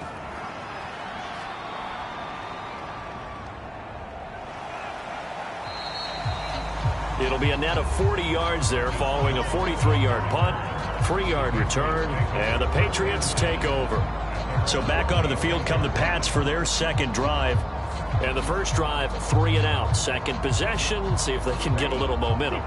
And oftentimes that first drive is just a feeling out process. You have some plays that you've got called and you want to see how defense reacts. It may not go terrific on the first one. Now they're ready to go. They've kind of got to look at them, got a sense.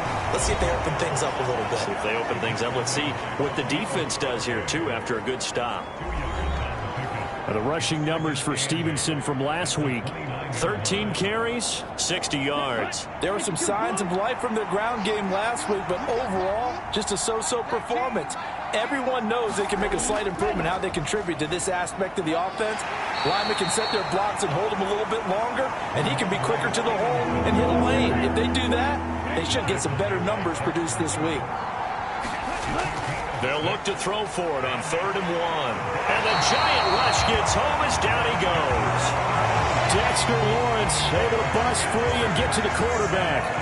And that's their first sack of this game, but how about last week? 6 sacks, great coverage downfield, which helped that pass rush. They are really working in sync right now.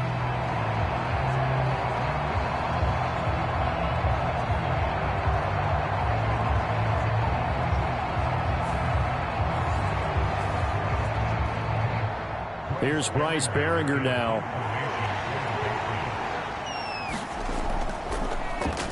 His first punt, 48 yards. This one looks equally as good.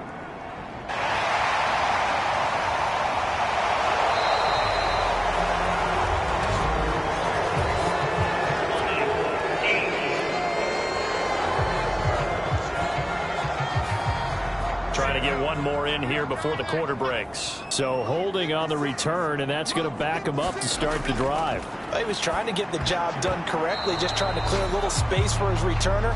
Ended up getting a little too much jersey and hooked the guy, hence the flag.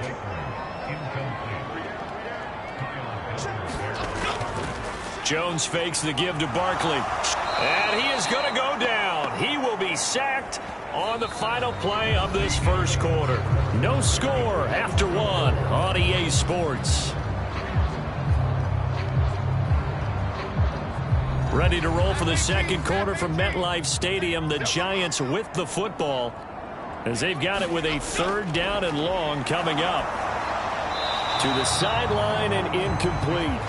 Here's Jamie Gillen now as the drive goes backwards, so he's on to punt it away. 46 on his first kick, this one in that neighborhood as well. So possession goes over here on the punt. And it will be 1st and 10 as they take over. The Patriots ready to try again on offense.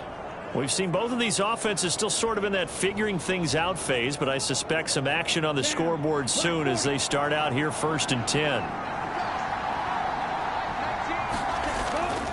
They'll run with Stevenson to begin the drive. And he's going to get this past the 50 and into Giant territory. This 2nd and 4. They'll set up a throw. Douglas with a grab over the middle. Second catch for him today, and it'll wind up a first down. Straight ahead at Stevenson. Down to about the 37. The Patriots come into this one still undefeated despite the one tie. And this would be quite a start for them if they could win 2 straight on the road. Yeah, the schedule makers didn't do him any favors. They gave him 2 road games right out of the gate. But the thinking on the team has to be, imagine if we win these 2 games. What a setup for the rest of the season for us. And brought down, but not before they're inside the 25. This offense finding its legs now. Here's another 1st and 10. Now they'll throw here out of the gun. Got the connection here to Bourne. And he gets it inside the 10 to the 9. So 1st and goal from the 9-yard line. Here's Stevenson. 2 minutes on the clock in what's been a scoreless first half. Here's 2nd and goal, operating from the 8-yard line. They'll drop to throw. And it's caught. That catch good for 8, but still, it's 3rd and goal down. Stevenson is into the end zone for a Patriot touchdown.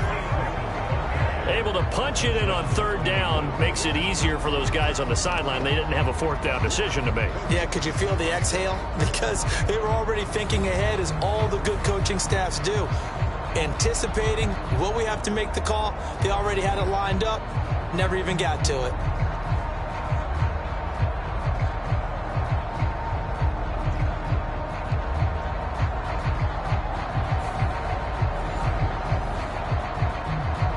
Chad Ryland now to add the PAT.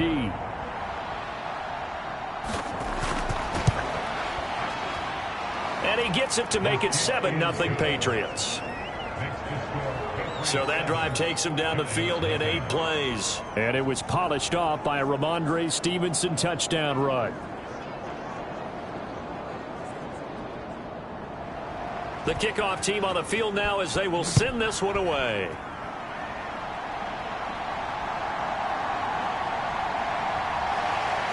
And able to get this across the 20, but not much further as he's dropped it to 23-yard line. Possession of the football going back over to the Giants. Not only are they in search of their first score, they're in search of their first down in this ball game as they come up 1st and 10.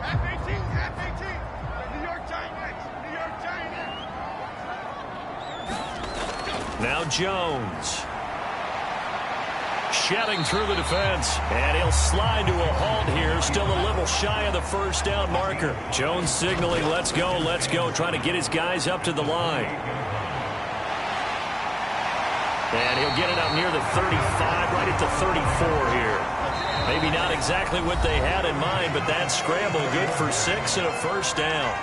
Certainly not the way they drew it up in the playbook, but that's why they love this guy back there. He sees things breaking down, and he's more than capable of finding an escape route and still getting a decent gain.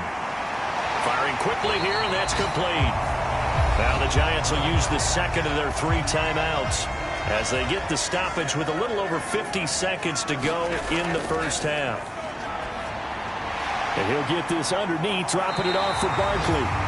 And they'll work this down to the 40-yard line, tackled there. Here's Jones, throwing on first down. His throw incomplete. Here's 2nd and 10.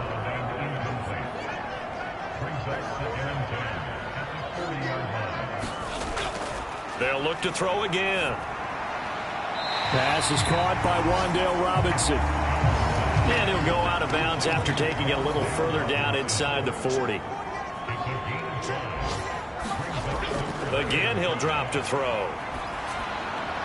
That is caught.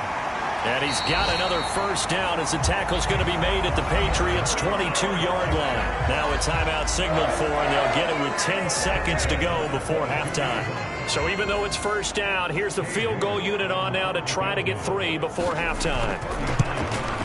York able to send this one through. And they are on the board, but still trailing. It's 7-3.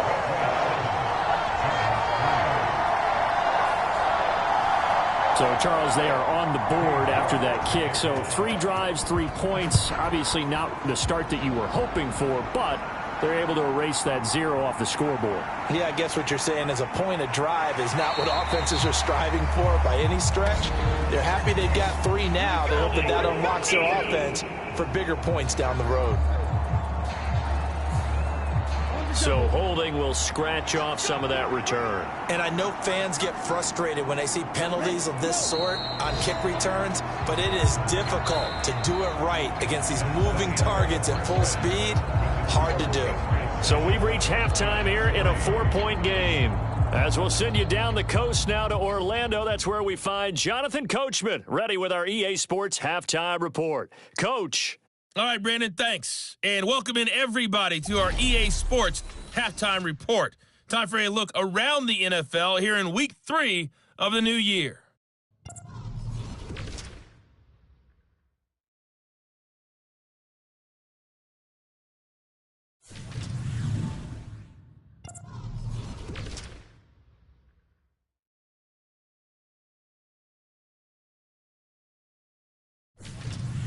Lastly, let's check on one final game for you. And you can see they are scoreless as they play the second quarter. We saw a solid first half from the Oklahoma man, Ramondre Stevenson. He had a touchdown run that helped get his guys this halftime lead. All right, Coach, thanks. Yeah, both teams likely to make some changes in what's been a closely fought battle to this point. The Giants set to get the football, and they trail here as we get back underway in the second half. No run back here to begin the half, and we will start at the 25-yard line. Here's the Giants offense now getting set to start the third quarter. Well, Charles, we saw a pretty entertaining first half, close ball game. Remember there toward the end of the second quarter, the opposition scored to take the lead. Now we'll see if these guys can get a score of their own to regain that lead. Yeah, they want to, don't they? Because they want to find a way to take control of this ball game one more time. Gauntlet's been thrown down. They want to see if they're ready to answer it. The improv on the scramble there gets him 6, and it'll be second down.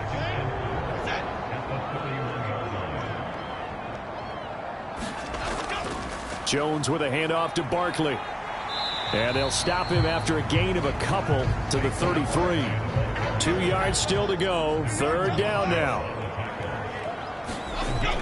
Back to throw. Jones. Pass taken in by his big tight end. And he will have a Giants first down as they're able to get the third down conversion. And that's well executed there on third down. And I love the confidence that they had to let their tight end try and find some space in the middle of the field, right in their quarterback's line of vision. And QBs love to make that easy throw, and they hooked up there for a first down.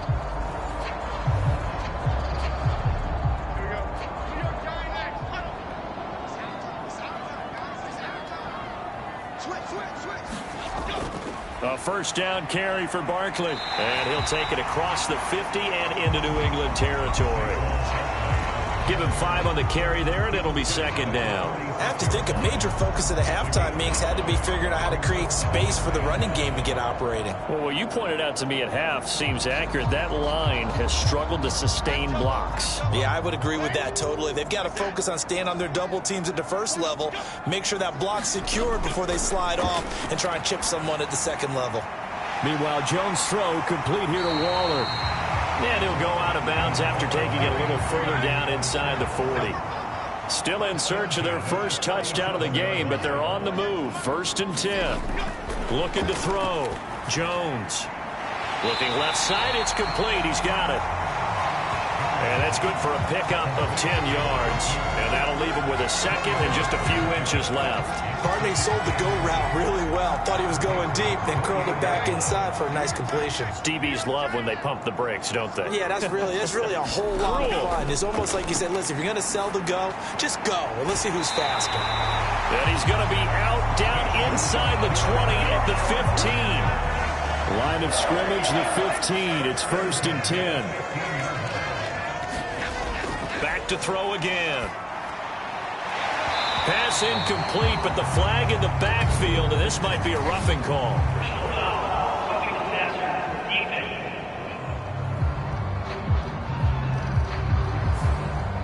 So a critical mistake, roughing the passer. Now it's 1st and goal. In motion, Slayton. They'll stick with the passing game as he looks to throw. This is caught. Touchdown! Darren Waller, his 2nd touchdown on the season. And the Giants have taken the lead as they go right down the field and score on the opening drive of the second half. For good reason, quarterbacks want to get the ball to the perimeter to their wide receivers for big plays. But in this situation, it felt like, based on coverage, he knew that he wanted his tight end to have the football, and for good reason.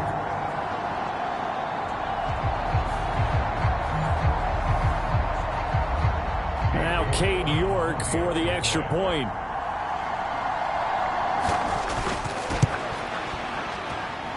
And it's through, and that makes the lead 10-7. So that drive goes 8 plays. And it concludes with a touchdown reception by Darren Waller.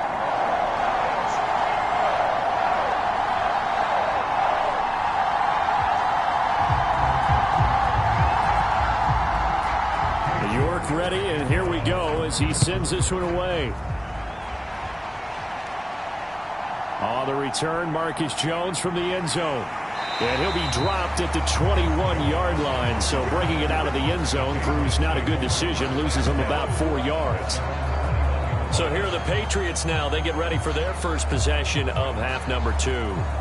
And here we are almost through 3 quarters of play, and this passing game still has not really found any kind of rhythm. Put it mildly, because they're not even over 100 yards yet. And in today's NFL, where it's a pass-first league, that is quite surprising.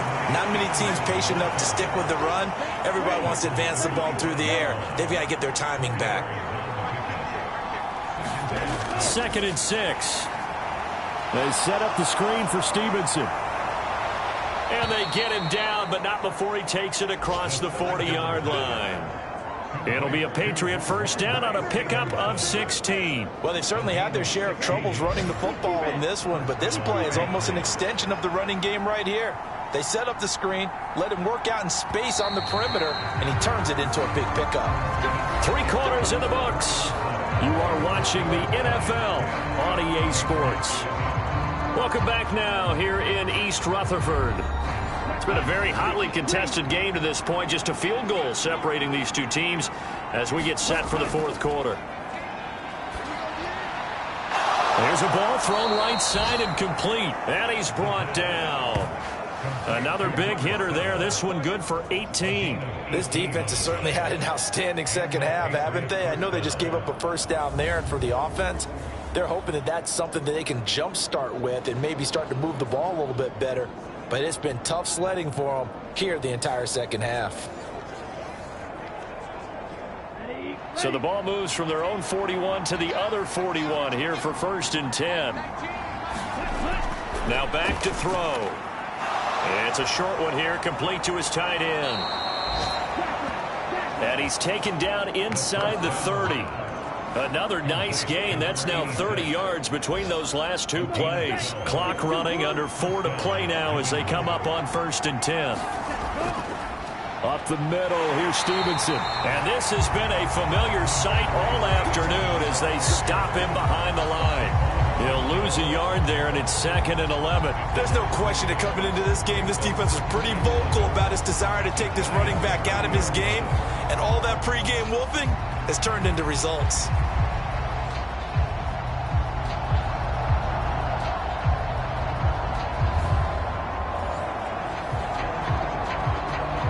Maybe just a slight detour on what's been a strong drive. Here's 2nd and 11. Here's a play fake as they set up to throw. Going down the middle, and it's complete.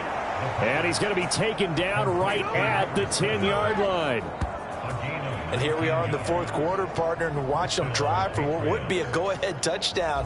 And you and I both know this is where you need a quarterback who can keep his cool back there. Not just for himself, but to keep the rest of the team relaxed too. Here we go. So not quite a 1st and goal. It's 1st and 10 from the 10. Now a handoff. Stevenson. And able to get him inside the 5 here, just inside the 5 to about the 4. Here comes 2nd down. Again, it's Stevenson.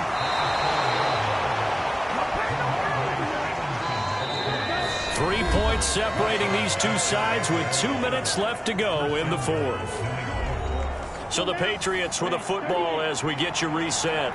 They come up on a 1st and goal with this game still hanging in the balance. They'll run with Stevenson. And he keeps fighting his way into the end zone for a Patriot touchdown. Ramondre Stevenson with his 4th rushing touchdown on the year. And the Patriots answer back with a touchdown of their own to take a 4th quarter lead. And this is a time of game where offensive lines can really dictate a team's fortunes. It's been a tough battle. They've been out there for a long time. But this was a question of who can wear down who. And that's excellent work to put a long drive together and finish it with the touchdown run to take the lead. They get one more as the extra point's up and good. And the lead is now 14 to 10.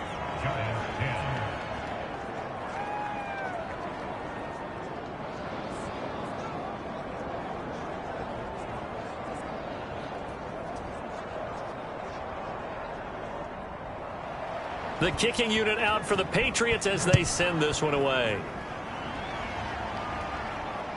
This taken in right around the goal line. And out a little across the 25 to the 27.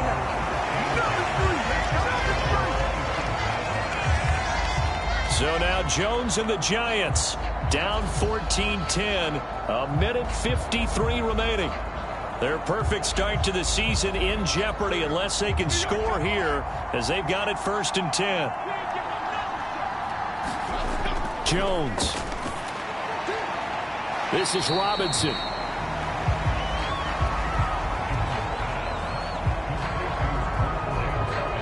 Timing is everything, and they work on this cut all the time. They work on all the timing patterns, and this time it paid off for them. Worked him to the center of the field, cut it to the outside, ball's delivered, gets both feet down for the completion. 2nd down, 8 yards to go.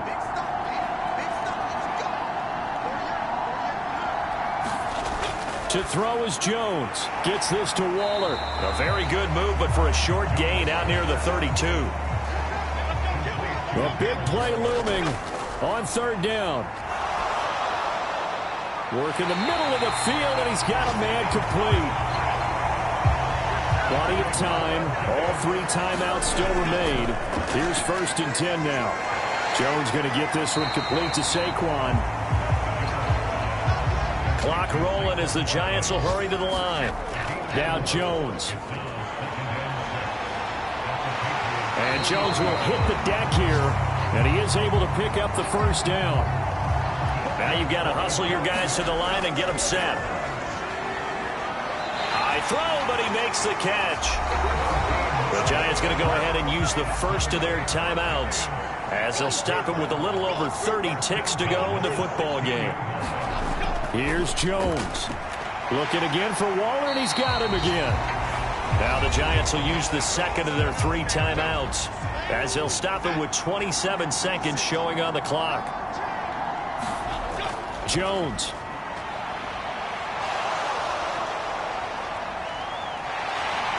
He takes it across for the touchdown, and they've taken the lead late in the final minute of the 4th. Wow. Wow. Well, that is the definition, Charles, of delivering under pressure. The game-winning potential. There's still a little time left on the clock, but the potential game-winning drive, and it was well executed. I think we're going to remember this possession for a long time. We've called a bunch of games, but how about how they got it done down the stretch? Absolutely terrific. Barring some type of miraculous play in this last half minute, I think that touchdown just earned them the win. They really came up clutch when they needed it. Extra point by York is up and good. And it would appear, barring some late heroics, they're going to get out of here with a come-from-behind victory. York ready, and here we go as he sends this one away.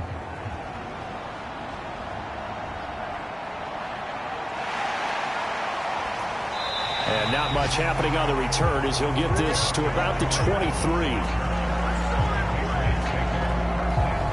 This is 1st and 10.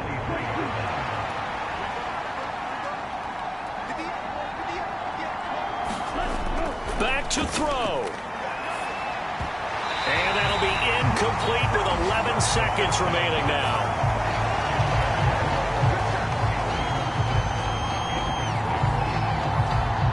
Here's 2nd down.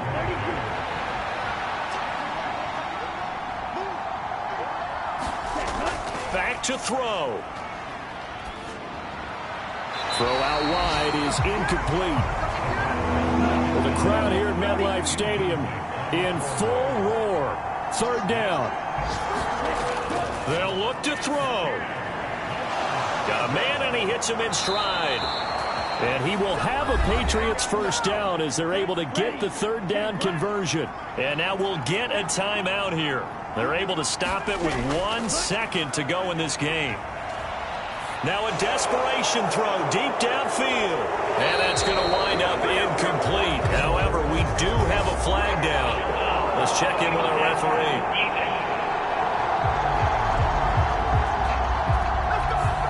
Charles, they're trying to protect this lead late. Those are the types of mistakes they could afford to go without. About the last thing you want to give them is help in completing a comeback, which is exactly what that penalty does. This for all the marbles. And that is going to be incomplete.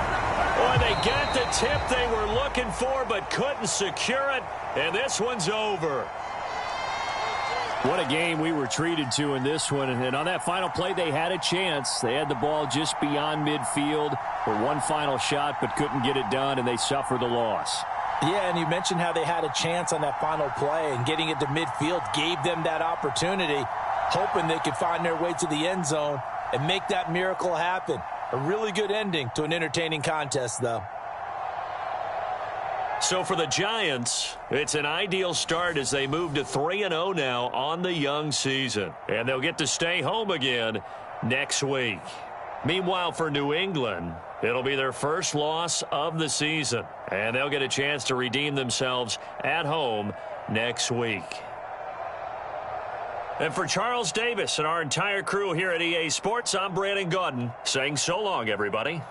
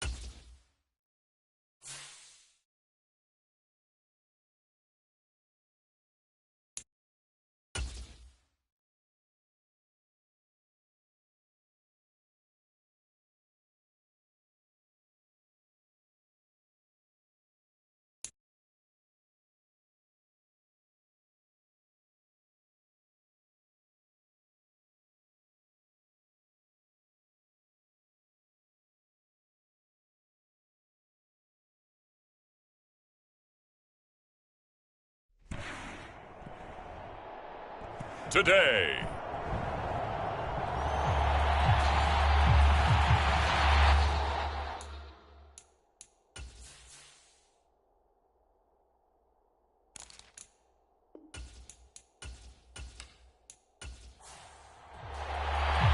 Two weeks have come and gone. It's off to week 3, and we're underway on EA Sports.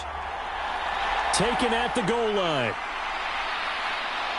And he won't quite make it to the 25.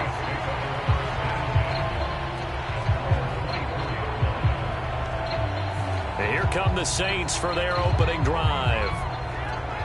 And they will be led out by their rookie quarterback.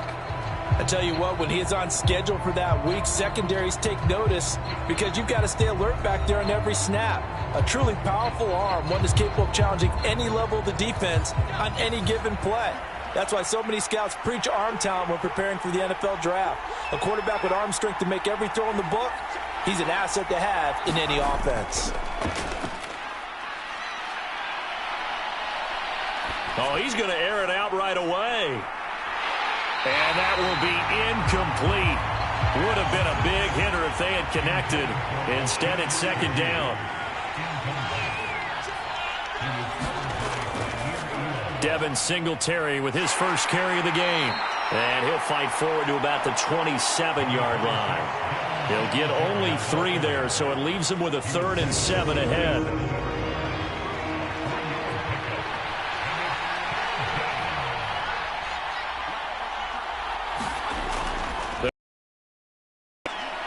Finds the open man. It's Mike Williams.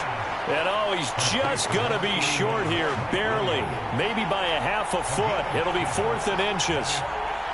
Well, we hear so often how tackling has become almost a lost art in the NFL game.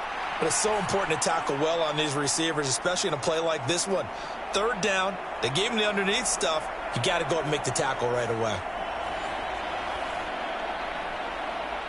So on 4th down, on is Lou Hedley to punt for New Orleans.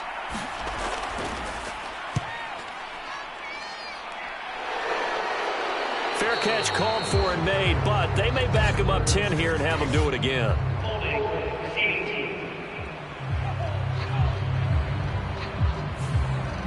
So the special teams penalty cost some yardage there as they come out on 1st and 10. Stafford now to throw. And this intercepted on the first play of the game. And he will take this one home. It's a touchdown. So, Charles, our first points of the game provided defensively. What a play that was. And I can only imagine that the folks at home watching are thinking to themselves, that's one of those plays where once the ball leaves the quarterback's hands, you just sort of go, uh-oh, and wait for the result. This time, the defense benefited.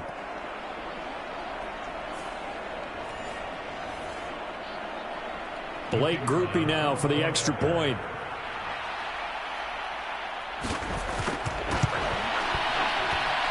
And it's good as the Saints have a 7-0 lead.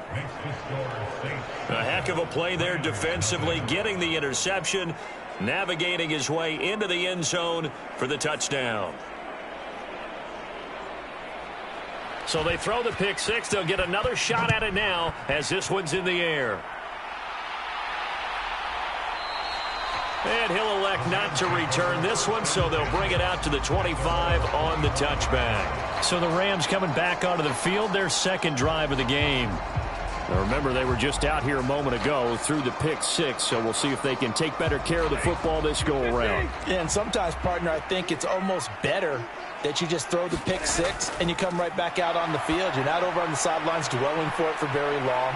You're not hearing everyone say, hey, you'll get them next time. Hey, don't worry about it. All that stuff just goes right out the window. You're right back out on the field with a chance to atone. And that's good for a pickup of 10 yards. And they'll be left with a second and about a foot.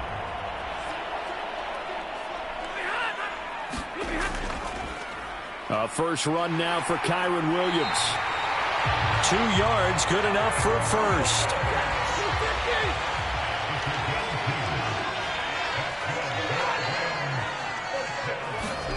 Now Stafford. That's complete. It's Brandon Ayuk. And he gets this one to midfield before he's brought down. That's a gain of 13, first down Rams. Well, I think when they look at their offense, they think to themselves, weapons everywhere, and they want to move the ball around. They want to spread it to different people, but you absolutely know they want to get this man involved as well, and that's what they just did on that play. Taken down at the 47-yard line. From the 47 now, they work with a 2nd and 7. Now Stafford. And that one's going to be off target and incomplete. Cooper Kupp was his intended target, and it's 3rd down. Now you look at this Saints defense. We know they're going to be tough to throw on, top 3 in the NFL defending the pass. And I'm struggling a little bit trying to really categorize this crew. They're top 10 in the league against the pass, but the bottom half of the league in sacking the quarterback. That doesn't make sense. Imagine if this group ever put pressure on the QB, they'd easily move into the top 5. And he can only manage to get this to the 45-yard line, well short of the first. Just a yard on the run there, and that's going to bring us to a 4th down. He may be a bit undersized compared to the modern-day NFL defensive tackle, but what he lacks in size, he definitely makes up for in his ability to make tackles in the run game as well. So on 4th down, on is Ethan Evans to punt for the Rams. Deep for New Orleans is Rashid Shaheed. And this will carry out of bounds. Where are they going to spot it now? At about the 18-yard line, it looks like. New Orleans Saints, they get ready to set up shop for their 2nd drive. They've got a 7-0 lead in the football as well as they start out 1st and 10.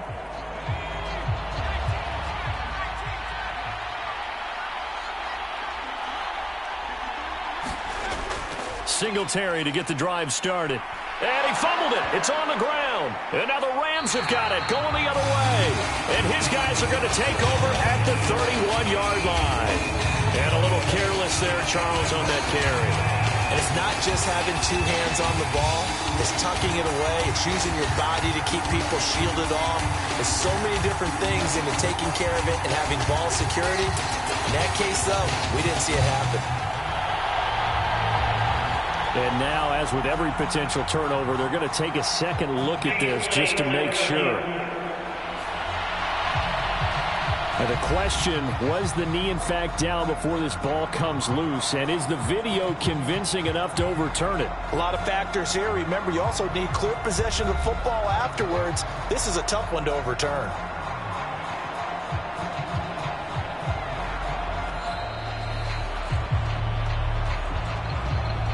So that one overturned. They say the knee was down, and that will not be ruled a fumble. On 2nd down, here's a run with Singletary. And running room scarce here. He's going to be stopped in his tracks at the line of scrimmage. Call it no gain on the play as it takes us to the end of the 1st quarter. After 7-0 on EA Sports. The Saints with a football here to begin quarter number 2. Here's 3rd and a few inches. As they've got it as we resume action. On 3rd and short, they'll try and pick it up through the air. And he'll be taken down, but he does have 1st down yardage. Call it a gain of 7, and it gets him a new set of downs. And Brandon, from our time in college football, where receivers weren't running the traditional NFL route tree, one thing they did learn, find open areas, find soft spots, and set up and catch the ball. And I think we just saw that there. Yeah, we saw that indeed, picking up the 1st. From the 34 now, here's 1st and 10. They're going to look to throw. He'll find Shaheed out to the right. And he'll be stopped right at midfield. It'll be a Saints 1st down on a gain of 16 yards. Now that was pretty. They executed that curl route versus zone coverage, and that changes things a little bit because against man, it's often a tight curl, tight, sharply run route. Against zone, you're just looking for that open spot, that dead area, so you may curl it a little bit wider just to get to that place. And usually a tight window. He fired a bullet in there for the completion. From the midfield stripe, they'll look to throw. This is complete to Michael Thomas. From the 44 now, here's 2nd and 4.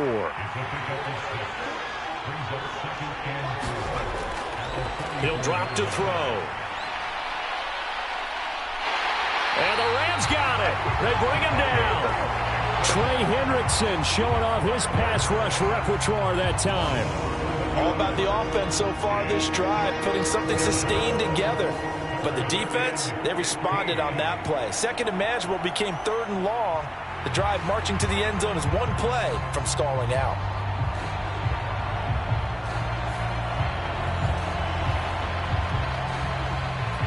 Seventh play of this drive coming up, but a long way to go on 3rd down. They'll look to throw here. And that will be incomplete. Well, they weren't scared to let it fly, but it falls to the ground and brings up 4th down. This is away, but boy, headed straight for the sidelines. So out of bounds on the punt, and the spot will be, the side judge says, right at the 35-yard line here.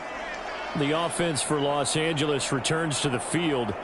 And it's been a rocky start for them thus far. They had the turnover and then the punt on those first 2 drives. So there is optimism because they've improved, right? Turnover, you just noted it on the first drive. Punt's better than the turnover. The punt is better on the second one. Now they're hoping to turn it into first downs and hopefully points.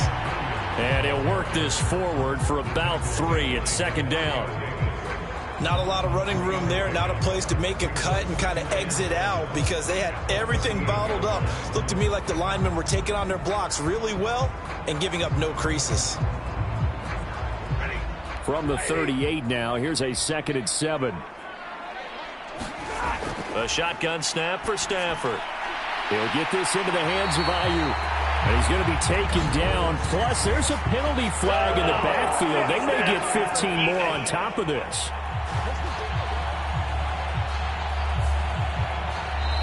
Two minutes on the clock, second quarter, 7-0 ball game. From the 34 now, here's 1st and 10. Stafford. And this throw a bit late as he couldn't reach back for it. Now a 2nd and 10. From the gun, here's Stafford. He'll get this complete to Cooper Kupp. And he is out of bounds inside the 30. They'll come up facing 3rd and 5. Now it's Stafford. He had a man open, but he missed him, and it's incomplete. 3rd down is a down. Both sides know they absolutely have to win. And the name of the game for the defense is pressure on the quarterback. But pressure on the quarterback with contact, that's how you end up winning it.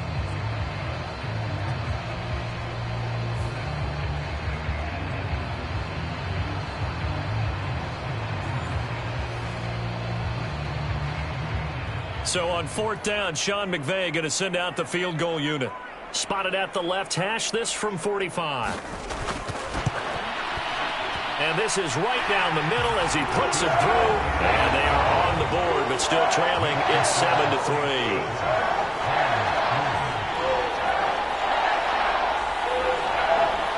So the big return had them fired up, but in the end, the offense stalls out. They only muster 3. Yeah, the excitement was there after the return, but they didn't move the ball at all after that. They didn't even get a first down. And it'll come out to the 25 as he will not attempt to return. Out onto the field comes New Orleans. As we eat closer and closer to intermission, Charles, remember last time out they punted. They would love to get points here, especially if this is going to be their final possession of the first half. Yeah, and this is what close games feel like because the pressure is on both sides, but sometimes the pressure is a little bit higher on the team with the slight edge because they're trying to hold on to that, trying to increase it. Let's see how this one continues. An incomplete pass leads to 2nd and 10 from the 25. They'll set up a throw. And that one complete downfield to Johnson. And he goes out of bounds just shy of the 45. He's got his first catch here before halftime, and it goes for a first down. I'll give them credit for a good read right there because they read the man coverage on the right side and sent the tight end a few steps down the field and then angled him to the left on a crossing route. And he was able to get enough separation on this play to turn it into a nice gain.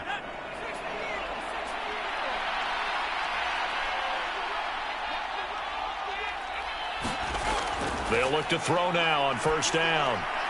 And he'll get this underneath to Singletary. And they'll get him down after a pickup of 8, 2nd and 2. He'll look to throw. He gets this complete to Shaheed. 7 yards there and a first down. And now we won't see a play on first down. We're going to get a timeout instead, as the stoppage will come with a little under a minute to go in this first half.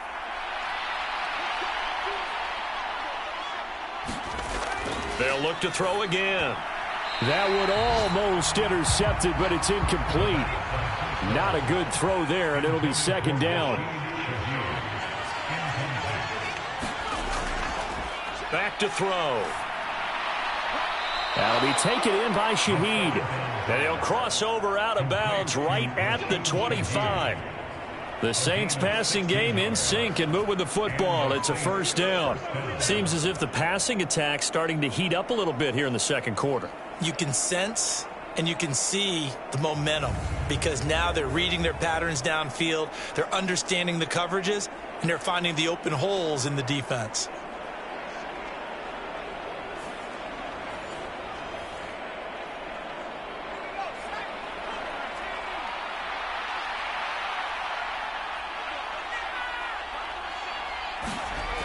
Again, he'll drop to throw. He'll get this out wide to Singletary. And they'll bring him down at the 18-yard line.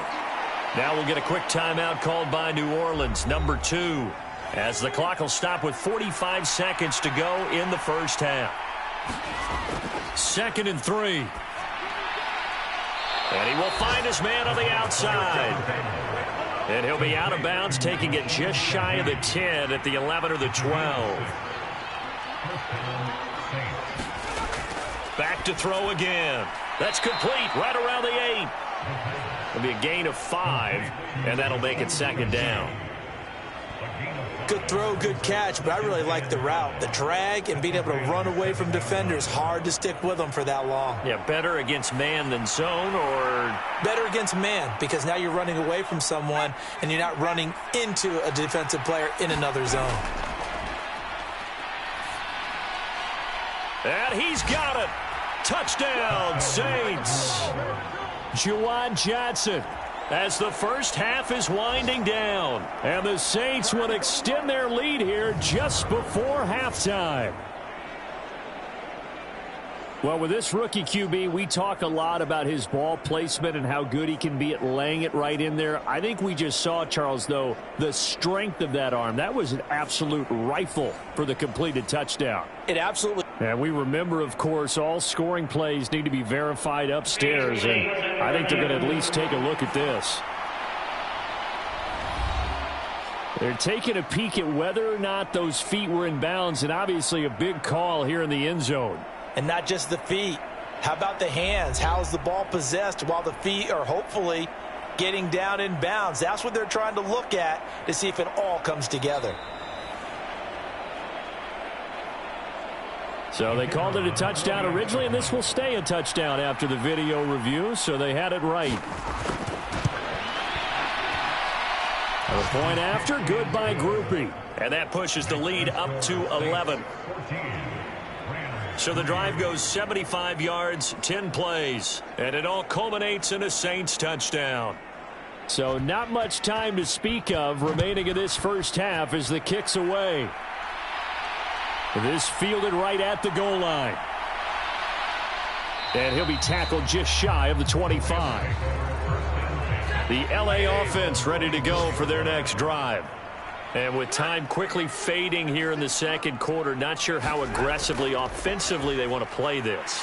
I think we'll find out just how much they trust their guys in this situation if they decide to take a shot. Now a timeout taken. Perhaps a chance for one more quick play and then another timeout if they hurry. We'll see. Stafford's throw complete here to Ayuk. And this offense going to elect to burn a timeout with 5 seconds remaining in quarter number 2. The final shot before the break. Stafford. He's going to throw one up for the end zone. And he bats it away, and it falls down incomplete. So we have reached halftime here in an 11-point contest. As we send you cross-country to Orlando, Jonathan Coachman is there and has our EA Sports halftime report. All right, Brandon, thanks. And welcome in everybody to our EA Sports halftime report. Time for a look around the NFL here in Week 3 of the new year.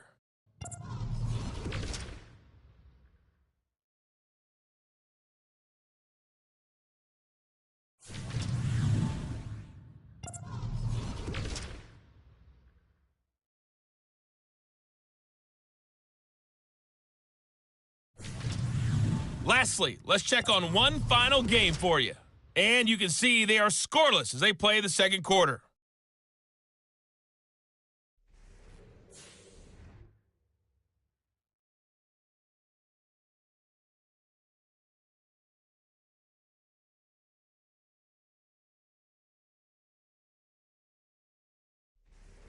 All right, Coach, thanks very much. Fine work as always as we welcome you back for quarter number 3.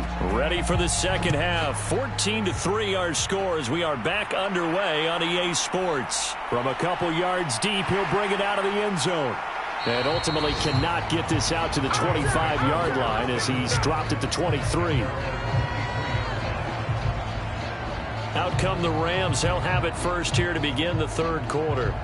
Well, the first half, they struggled a little bit to keep pace offensively, CD, down 2 scores here. So how do they make some changes coming out of the locker room? Well, they've studied what they did in the first half. They've seen what the defense has thrown at them. Now they want to have a plan of attack against it. So you come out, you're not going to get all the points back on one drive, but get started on it. Start chopping into that lead, and maybe it'll inspire your defense to help out as well. Williams going to get it again on second down. And he'll be brought down right around the 37. Line of scrimmage, the 37 on 1st and 10. Now a first down carry. It's Williams. And the reinforcements come in as they're going to stop him behind the line. A full 5-yard loss that time. It's going to make second down pretty tough. But if these guys are going to chop into that deficit, they're going to have to do a much better job in the run game. Caught behind the line of scrimmage, no yardage to be found.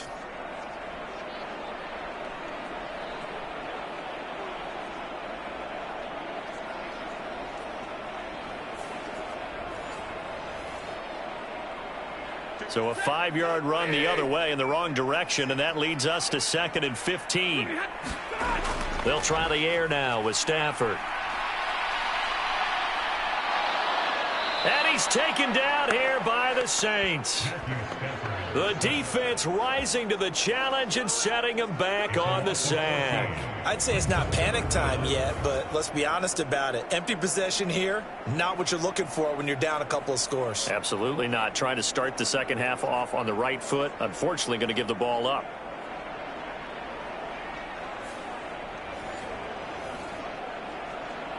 So now Stafford and the Rams, after the sack, they're staring up at a 3rd and long.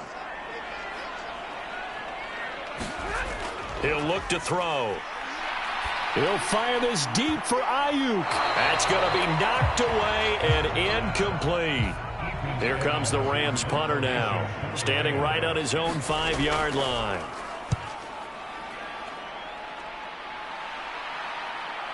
And it's fielded at the 34. And he'll be out of bounds, but able to get it up past the 45. A nice return that time of about 14 yards. And the Saints will take over with a first down and 10. Now we take a glance at the offense as they work their way back out for their first possession of the second half. Good starting field position for them as they come up 1st and 10, just shy of midfield at the 48. They'll start this drive out on the ground. And the result here, a pickup of 8. Leaves them with 2 to go on second down.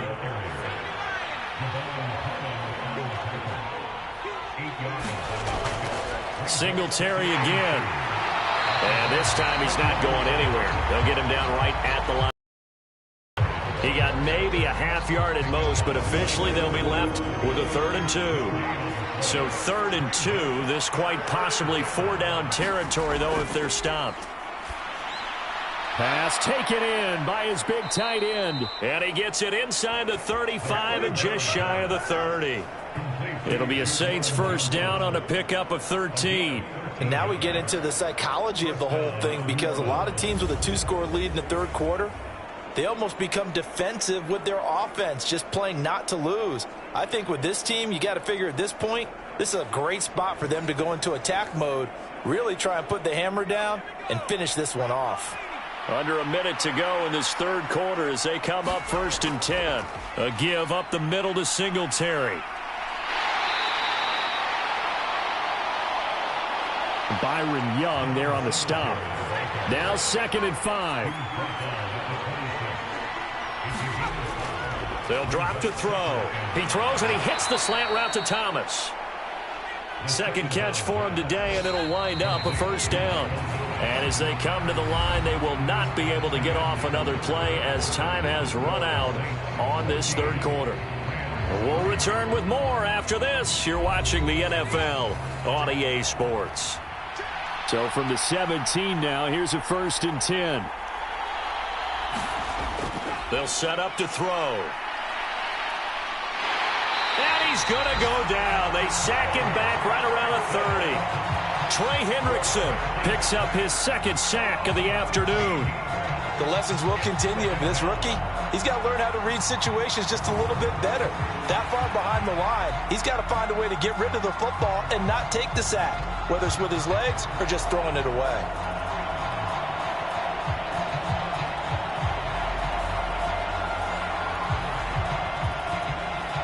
If nothing else, they've already taken a couple minutes off the clock here already as they come up 2nd down. Now back to throw. Over the middle and complete to Shaheed. A good pickup there, 13 yards as they get closer for 3rd down. The offense on 3rd down, they've hit 2 for 4 thus far. This is 3rd and 10. On the handoff, running left, Singletary. And the tackle made at the 13. He is well short of the first. It'll be a gain of 4, but it won't be enough. It leaves them with a 4th down now. It's been a struggle this entire game trying to move the ball on the ground. But every now and then you find a little chink in the armor, and that type of run right there lets them know that they can't stop every single run for almost no gain. Here's Blake Grupe now for the Saints field goal. From the left hash, a chip shot here. And his kick is right there. It's good, and they will stretch the lead now to 17-3.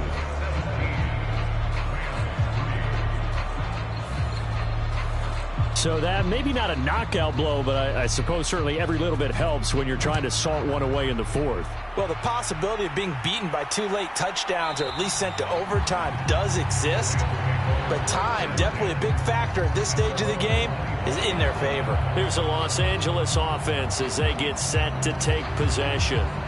These guys definitely hoping for a better showing than their last appearance. They couldn't really even move the football much beyond the shadows of their own goalpost, Charles. We'll see if they can get a better, more sustained drive going here.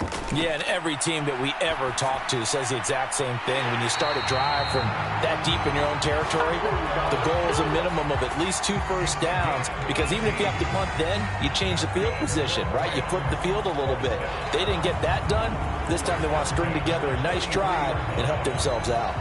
All right, this is the time of the game where they're down a couple of scores, and they've really got to get some yards in chunks, and they know the defense doesn't want to give those up, but they've got to find a way to take them anyway. Now the question is, can they string a few of those together? On 1st down, Stafford here. That's complete out left to Ayuk. And they'll get him down as he's inside the 40. Not only have they completed a couple on this drive, but they peeled off some pretty good chunks of yardage, too. Absolutely. Great start. 2 nice plays in the pass game. Now can they continue to feed off that?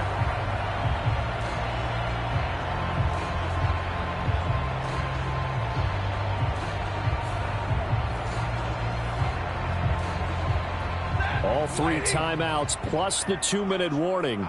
Here's 1st and 10. Back to throw. Stafford. And that is incomplete. He couldn't hold on through the contact. Brings up 2nd down.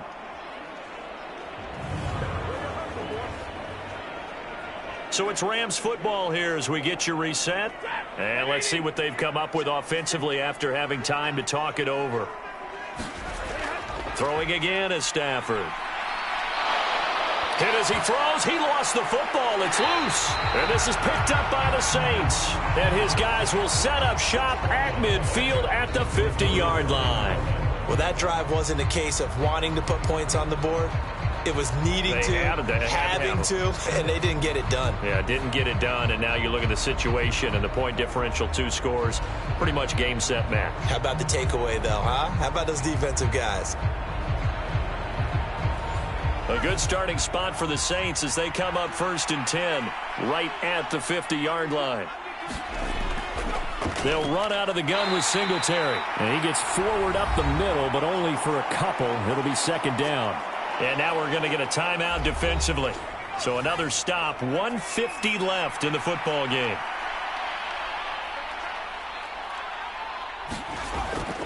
He's going to get it again. Just looking to get forward and protect the ball. Now the Rams will signal for a timeout, their 2nd, as they'll head to the sideline and talk over what to do next. Here's 3rd and 7.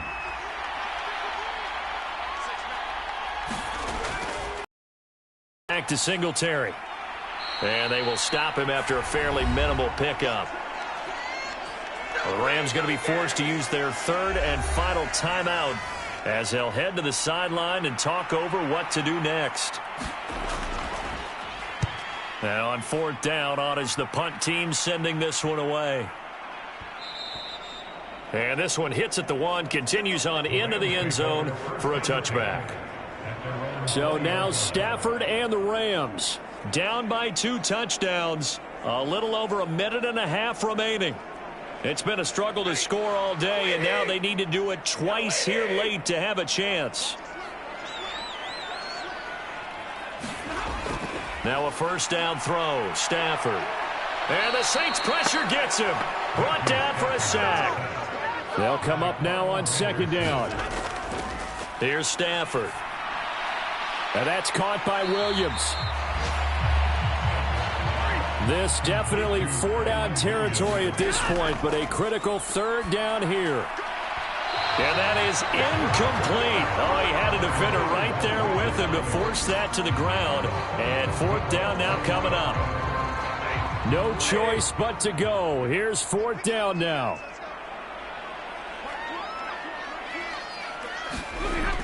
Here we go on 4th. Stafford. And it's incomplete. They cannot convert, and they turn it over. They had to go for it with such little time remaining. And, boy, possession here turns over with the football already being in the red zone. So with that, we can just about close the book on this one, Charles. Yeah, what's the old expression about slim and none? Well, Slim just left town on that They're one. down to none? Yes, exactly right. The New Orleans offense set to take over. And with the defense out at timeouts, powerless to stop the clock, this should just be a couple of kneel downs. The Saints in victory formation now as they'll take the knee.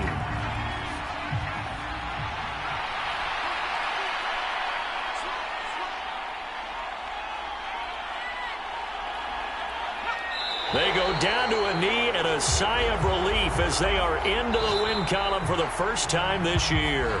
So this one a victory here for New Orleans. And it was their defense that really made the statement after the break. They pitched the second half shutout. Yeah, think about the team that just got vanquished. They did score in the 2nd quarter. Do you think they thought at all that that would be their last points of the game? No, but what a second half. The adjustment, whatever they did in the locker room, it certainly worked. It certainly did, and you're exactly right. Whether it was an adjustment, whether it was just more focus on what they planned to do going in, whether they just played better, whatever it was, it all came together in the second half, and no points were allowed. That's a great way to close them out. So for the Saints, they're into the win column now as they move to 1-2 on the young season. That'll do it for us. I'm Brandon Gaudin alongside Charles Davis. Thanks to our entire crew as well. We'll talk to you next time. So long, everybody.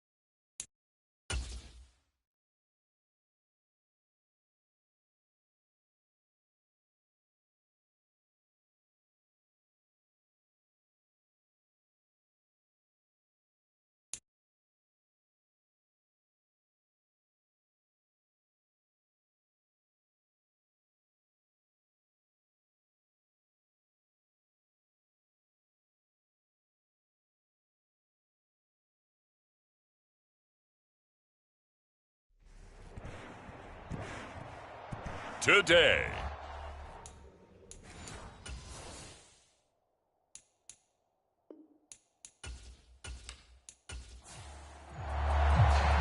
As of this morning, summer officially over. It's time for autumn football, and we're underway on EA Sports. And we will not see a run back on the opening kickoff. This will be a touchback. So here's the Viking offense making their way out. And a look here now at their fourth-year quarterback. And I think it's safe to say that, and I heard him say it in the post-game press conference, that was a team win last week because he didn't really play up to his normal standards, throwing 2 interceptions. No touchdown. Yeah, didn't offset it at all, but the team found a way to get it done. In motion right is Osborne. Now they show jet sweep, but instead a run up the middle here.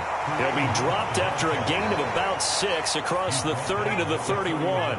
They'll come up now 2nd and 4 from the 31. They run again with Hunt. And they get him down, but not before he takes it across the 40-yard line. 10 yards, and it's good for a Viking first down. The Vikings at 2-0 here to begin the season, and they come in feeling pretty good after back-to-back victories, CD. And I thought that they played pretty well last week. Their execution, their discipline, their resilience, all on display in that victory.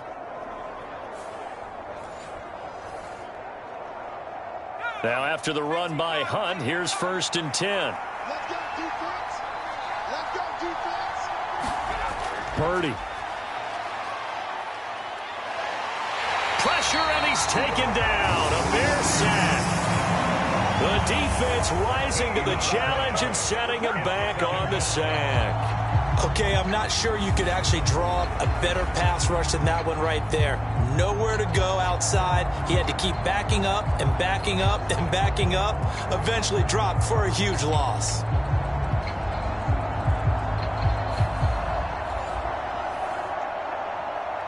So after the sack, a scenario you certainly don't work on too often. 2nd and 24.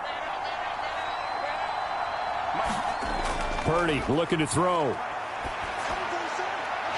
It's a short one here, complete to the tight end. They'll wind up getting 10 back as that sets them up for 3rd down. They need a crafty play call here. 14 yards is what they need to try to convert this thing. Now on 3rd and long, they'll look to throw. Work in the middle of the field, and he's got a man complete. And he's going to have another first down as the tackle's made here at the Bears 39. Able to convert on 3rd and 14. A terrific play call.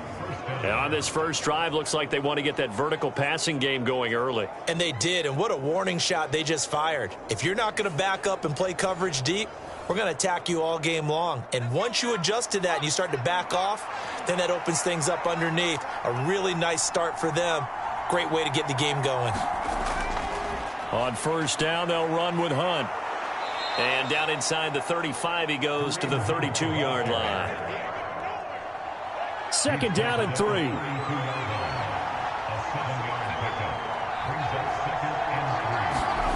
Purdy now to throw. This one complete to Jalen Waddle. And the numbers for Waddle in last week's ball game. 5 catches, 87 yards. And that was a nice job there pulling that one in. Now, this is an offense that will certainly spread the ball around a bit, and this is a guy that defenses had better focus on.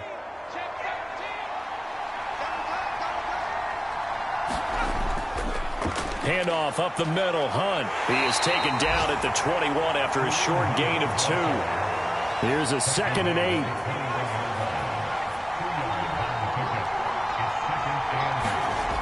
Throwing here, Purdy. And that'll be incomplete. Took a pretty good shot as he tried to pull that one in. Couldn't hang on 3rd down. Now Purdy. It's hauled in by Hardy. And they work this near the 5. He'll be stopped at the 6. 15 yards there for number 15.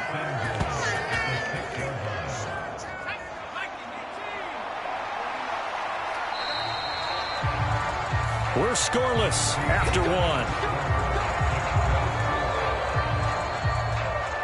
The Vikings with the football here to begin the 2nd quarter, as they go to work on a 1st and goal.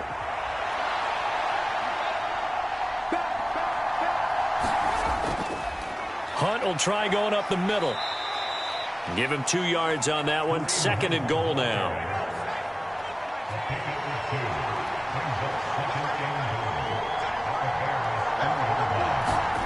Purdy will set up to throw it here. And they're going to get it. They bring it down to the sack back at the 16-yard line. Dominique Robinson, the one who got in there to drop it. 2nd goal, last thing you need to do is get pushed backwards to take a sack. But he couldn't find anywhere to go with the football. Had to eat it and ended up on the ground.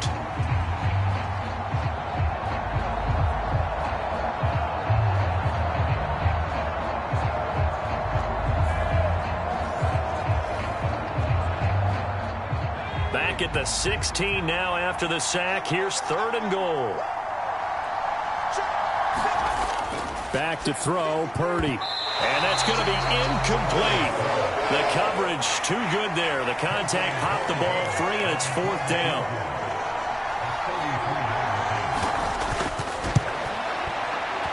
And his kick here is good. And the Vikings have a 3-0 lead.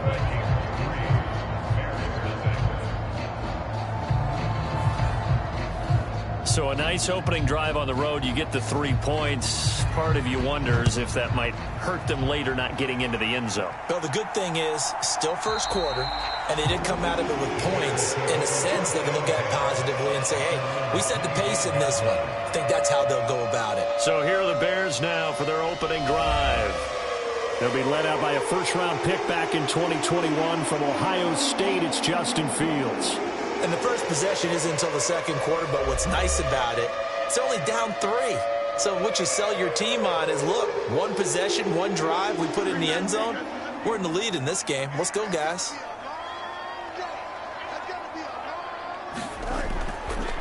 Now Herbert to start the drive. And some room to roam now.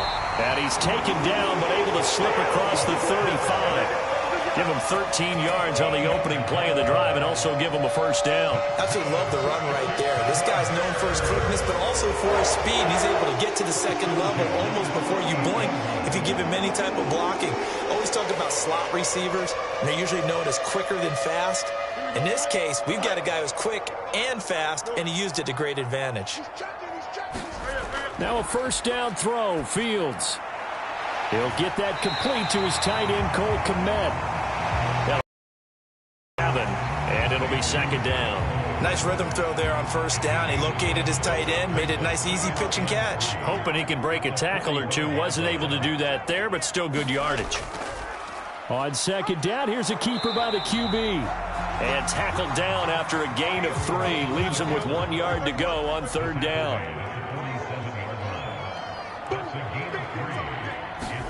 Fields to throw on 3rd and 1. And that's going to be incomplete. The contact there enough to jar that ball free, and it brings up 4th down. So they're forced to punt on 4th as this one's away. Calls for the fair catch, makes the fair catch just inside the 15-yard line. 2nd quarter action, 1:56 remaining. The Minnesota offense about ready to get this next drive underway. Purdy looking to throw on 1st down here. And this will be incomplete. Physical play on the football there, and it's 2nd down. He did a fine job there of not hitting it before the ball arrived, and I've got to tell you, you can often mistime that play because of the angles of approach. When you're going to get him, sometimes you panic as well and think, I've got to be there right now. Instead, in this case, timed it perfectly and knocked it free. 2nd down, here's Purdy to throw. And he's going to be brought down. Back in his own 6-yard line. Now the Bears going to call the first of their timeouts as they'll head to the sideline and talk over what to do next. On 3rd down, here's Hunt, shedding the tackle. And they'll hustle up to stop him well shy of the 1st, right around the 15. Now the Bears going to use the 2nd of their timeouts as they'll head to the sideline and talk over what to do next. On 4th down, the punt team is on as this is sent away. That'll be a 44-yard boot, just a yard on the return as he's covered up quickly. And the Bears take over. Chicago works their way back onto the field here for their second drive of the game. The last series for them, a little disappointing, forced a punt. And now they'll try to do better here and come away with some points as they begin this drive. 1st and 10. On first down, Fields. And he can't find anywhere to go with it, and he goes down. Fields going to hurry his guys to the line. Another try after the first down sack. Fields. That is caught by Herbert. They'll get to the line here, but remember, it's also 3rd down. Back to throw. Fields. And he's going to have to eat this one as down he goes. The Vikings going to signal for the first of their timeouts as they get the stoppage with just under 50 seconds remaining in half number 1. The 4th down, so they send out Trenton Gill.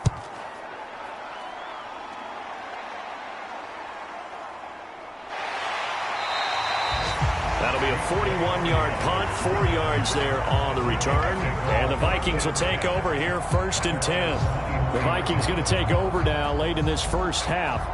And you wonder if they'll just take this 3-0 lead to the locker room.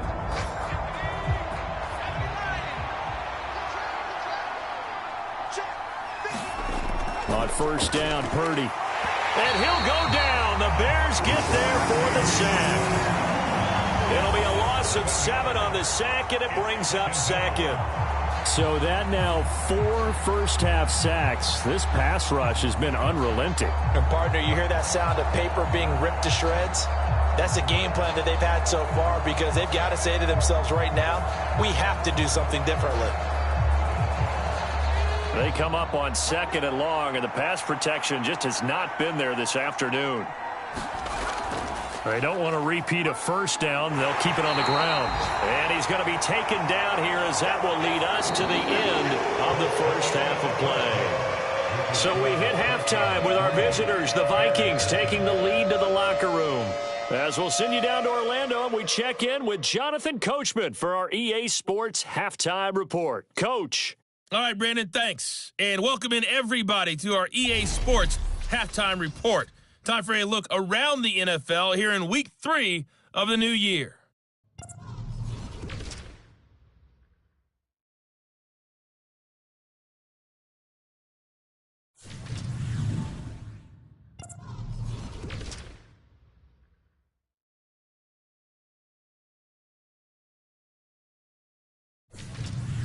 Lastly, let's check on one final game for you.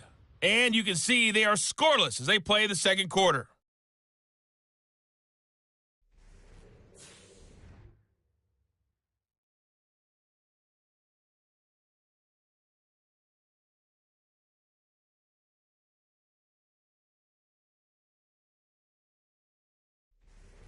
Okay, Coach, adjustments likely going to play a big role in this third quarter in what's been a tight contest so far. These offenses seemingly still back at the hotel for the first half. 3-0 our score as the second half gets underway. And he brings us out past the 20 to the 24. The Bears offense set to go to begin the third quarter. As they begin their second half here, Charles, offensively, not where they want to be, obviously. They're losing in this ball game, but very much within striking distance. We'll see what adjustments they make in the second half. Is that the old glass half full, half empty type of a deal? And which way do you want to look at it? Because you're right, they're down on the scoreboard, but they're definitely opportunities now because if they want to go ahead and get going in this one, get back to the running game. I think there are going to be some places to go with it, and I think the offensive line will appreciate the chance to fire out and hit people. That's a good point because they virtually had nothing going in the ground game in that first half. Now they run the option on second down. And he's going to be out up around the 45-yard line. Excellent job on the keeper. 20 yards and a first down. It looked like almost a miscommunication defensively because once he decided to keep it, he had pretty smooth sailing. Yeah, it became a question of, wait a minute, who's got the quarterback? And when you talk about miscommunication, it's supposed to be called assignment football on the defensive side of the ball. But the assignment gets mixed up. That's the end result. Man, I just love being in this stadium. So much history, tradition, so many great teams and games, and we're seeing a pretty good one right now, hotly contested in the third quarter. A quick throw there going to be batted away and incomplete. A good action to this point in the third quarter, just a 3-point game, 2nd and 10. Now Fields going to keep it running left, and he'll fight his way forward to about the 48-yard line. Now 3rd down and 7. Fields trying to fit it into Moore, but it's intercepted. And the Vikings will take over here as they get it up to the 43-yard line. That has to be a little bit discouraging because after all their halftime talk, adjustments, and points of emphasis, their first drive ends with an interception. Absolutely aggravating if you're a head coach because you spent all that time, gone through every situation possible, and it still ends in a turnover. So here are the Vikings to take over. They've won 2 straight, and they lead this one as well as they come up on 1st and 10.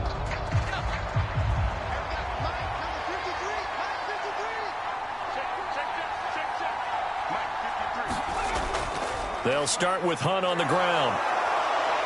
And he finds a little bit of room, enough for 4 yards. It'll be 2nd down.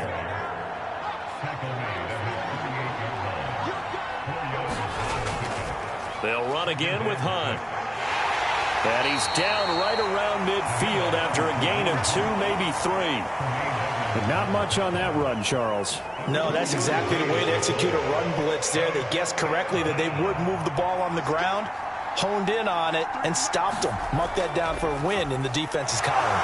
Able to find the open man. That's complete. And he will have a Vikings 1st down as they convert on 3rd and 3 with a nice gain of 7 yards. And that one was a lot of fun right there because that was the game within the game. 3rd and short, blitz was on. What's the key for the quarterback? Get out of your hands in a hurry. And that was a quick little completion. Got the job done for a 1st down.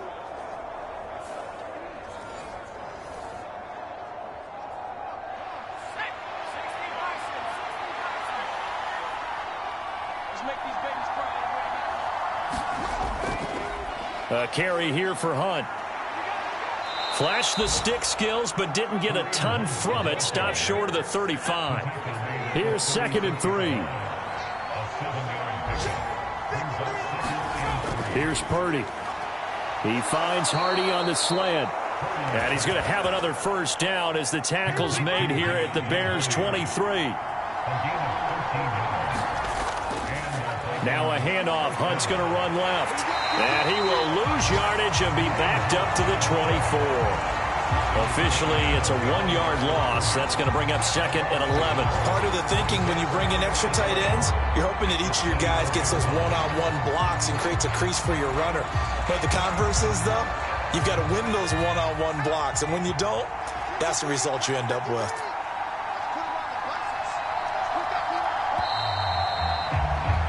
And they're not going to get to the line to run another play. So we will switch ends as the 3rd quarter has come to a close. We'll return with more after this break. You're watching the NFL on EA Sports. Ball at the 24 and a 2nd and 11. Back to throw. Purdy. And this one incomplete. Too much contact to hold on to that one, and it's 3rd down. Looking to throw. Purdy. And this time he's got the hook up. It's complete. And he's going to be stopped well short of what he needed as the tackle is made at the 18-yard line. Give him a gain of 5 on the completion. And it'll be 4th down. That pattern and scheme was well defensed on 3rd down. He tried to just sprint from one side of the field to the other, and they got it to him quickly. But no chance at yards after the catch there, and they stop him short. So here we go. Maybe the biggest kick of the game forthcoming. This to swell the lead to 6. And his kick is good. And high fives for that one as that drive ends in 3.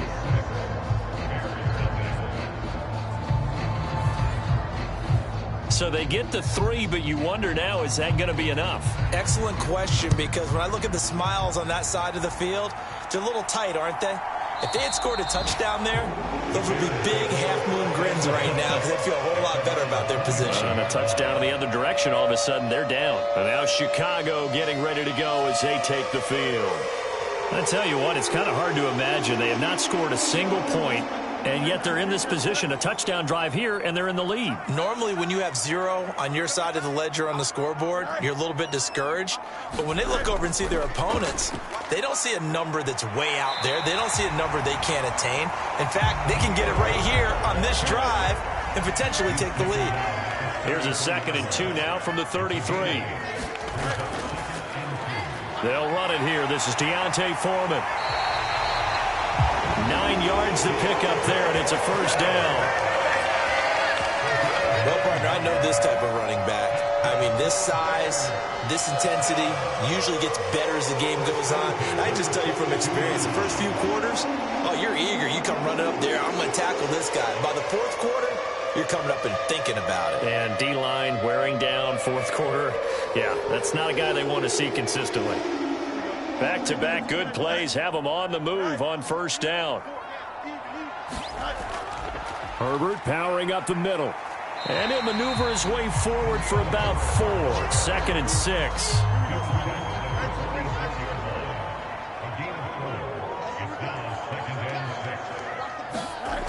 Now it's Fields. And there's a short throw. It's caught by Kmet. And they'll get him down as he's inside the 40. 17 yards on the catch and run. It's a first down. His position, and he's listed as a tight end, but he certainly doesn't run like one. And that's what we're seeing more and more coming into the league. Those guys who can run, make plays after the catch, and gain that additional yardage. And using that speed there to turn it into a pretty nice little gain. Here's 1st and 10.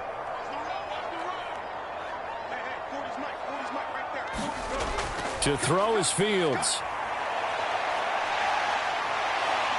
And he'll go down at the 28. 4th quarter, down to the final 2 minutes, and we've got a 1-score game. So the Bears with the football here as we welcome you back. Now 2nd down and a few inches. Here's Fields. And there's a short throw. It's caught by Kmet. And this is going to turn into another first down as the tackle is made at the Vikings' 12-yard line. Fields going to hurry his guys to the line. Now a throw to the end zone on first down, but it winds up incomplete. As a defensive back, you have some weapons at your disposal that we don't often talk about. And you can read the receiver's eyes, you can read his hands, and you know that the arrival of the ball is imminent, and that allows you to make a play on it and oftentimes knock it away. A big play here. 3rd and 2. Back to throw. Fields. Escaping the press. And he takes this one in for a Bears touchdown. Justin Fields. His 2nd touchdown on the season. And the Bears are an extra point away from taking the lead here in the 4th. Now they can boot it through on the always important extra point, and then their defense has to hold up their end of the bargain. And there's something that you've pointed out in numerous games that we've worked. Okay, the excitement's going on. Everyone's celebrating over there. Who's calling up the defense to make sure they're focused because they still have some work to do? Cairo Santos on to try the extra point.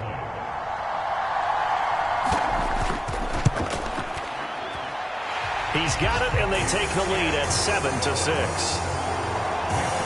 So a nice drive put together there. They go 75 yards in 9 plays. And it was all capped off by the Justin Fields touchdown run. He took it in himself. Now after the touchdown, here's Santos to kick this one away.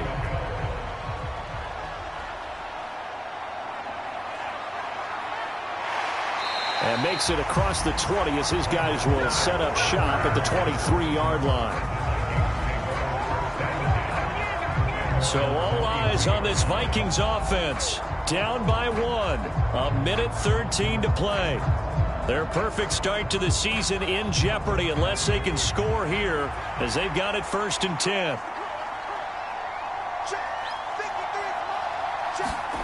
Here's Purdy to throw. And incomplete. Work with me, partner. Take a deep breath because that's what they're doing down the field now. That incompletion allowed them to exhale a little bit, get in the huddle, kind of scan the crowd, see if any celebrities are here. Relax a little bit as they start this big drive.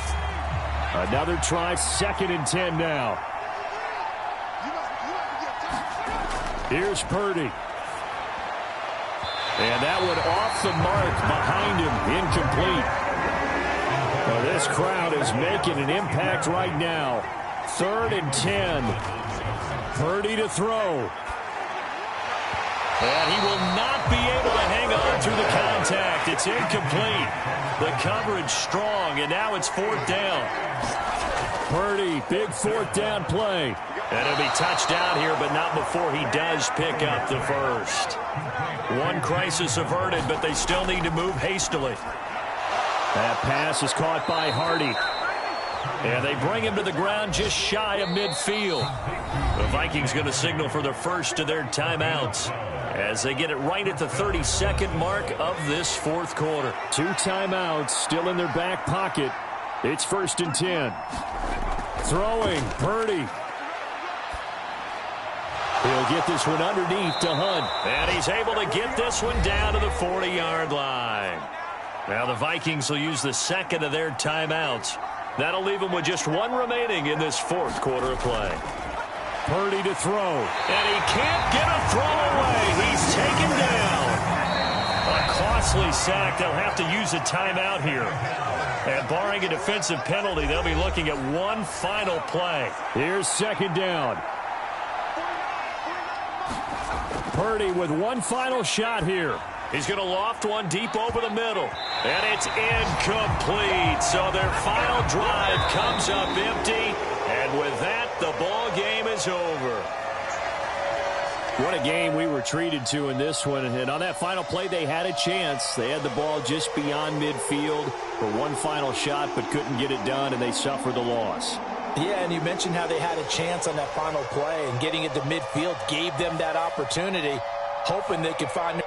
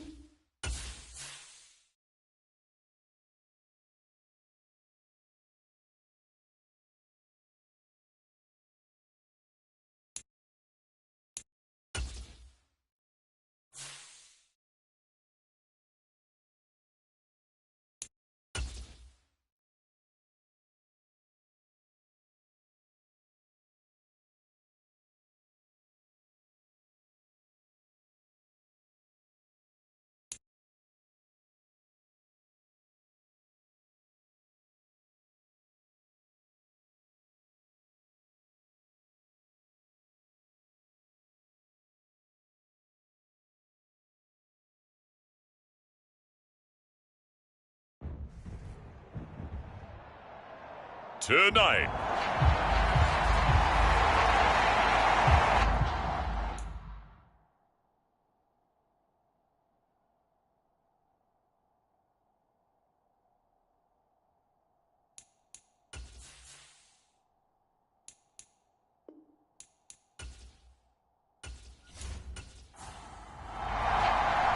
the final weekend of the summer. Hope you're enjoying it wherever you are as we are off and running on EA Sports. From a yard or two deep, here comes a return. Breaks through the contact. And he'll be out of bounds across the 25.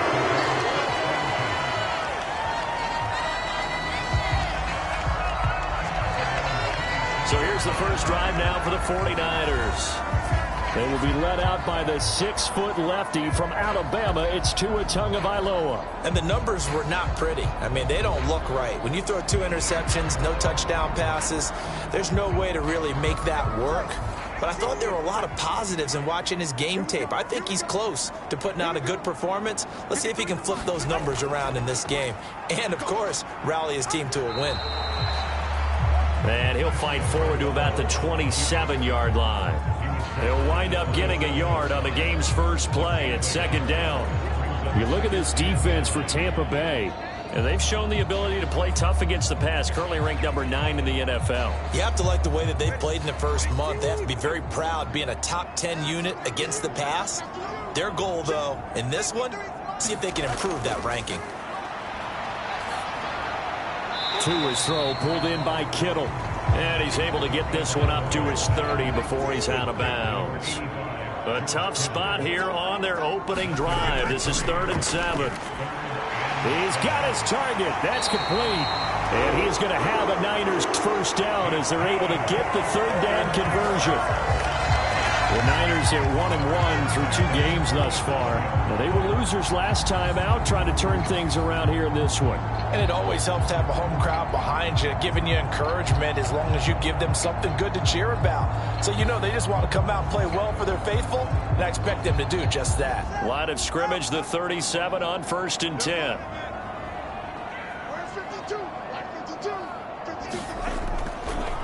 Now the man from UTEP, this is Aaron Jones. And he'll get what he can up the middle, 3 yards. That'll bring up 2nd down. Now Tua. And he'll find McLeod on the right side, complete. And he's able to get this one out closer to midfield across the 45. So now a fresh set of downs, 1st and 10 after roughing the passer.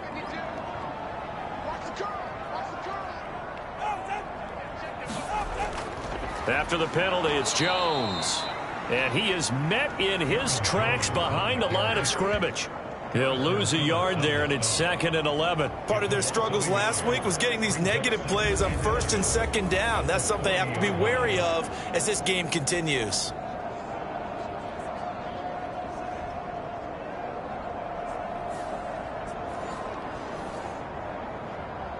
Looking at a 2nd and 11 now after the loss.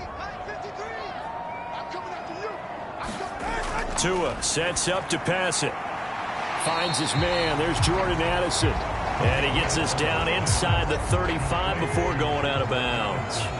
Here's the 7th play of this drive. This is 3rd and 4. And he is caught. And taking it to the 15-yard line before he's brought down. The Niners passing game in sync now. They've got another first down. They clearly wanted to come out, Charles, and be aggressive throwing the football, and they've been pretty efficient along with that aggressiveness. He's now 4 of 4 on this opening drive. Yeah, and that's led to a fresh set of downs. I like what he's doing back there. You can tell he's at ease. Feels good about what he's doing. I think if I'm the play caller, I'm reading that. I'm continuing to let him throw the football. Now a first down carry by Jones. And they get to him quickly here as he stopped right around the 13. 2nd down and 8. Again, it's Jones. Yeah, he was able to shed 1 tackle but could not get away from there.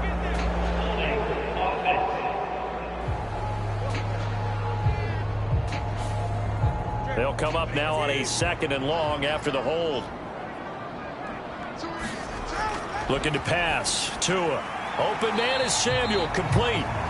And he's taken down after a gain of 3 as they move it from the 22 to the 19. Call it a gain of 3 on the play. And that'll make it 3rd and 13. No score after 1 on EA Sports. The 49ers with the football here to begin the 2nd quarter. This offense 2 for 2 on 3rd downs on this drive. They're in for a tough test here, though. 3rd and long. Throwing now is Tagovailoa. Again, he'll find Samuel for the completion. And he'll be tackled right on the 10, well short of the first down. So the completion results there in 9 yards. And that's going to make it 4th down. And he's already got 2 catches on the opening drive. They know he's going to be a handful. And sometimes you game plan for that offensively. You want to make sure that guy touches the ball. And sometimes it just happens naturally. And then you change your game plan. When he has the hot hand, you keep going back to him because he's running routes with confidence as the game goes on.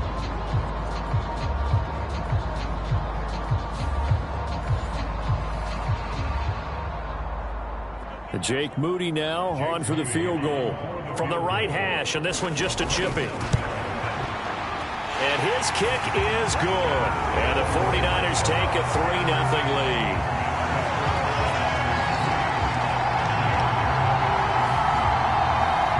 So our initial drive of the night ends in 3 points. Maybe not exactly what this home crowd wanted, but they'll take the early lead. They will take it. You're exactly right. Everybody wants a touchdown. But in this case, good opening drive, put points on the board, and a lot of coaches do believe the first team to score in the game, statistically, often ends up the winner. So out come the Bucs now for their first drive.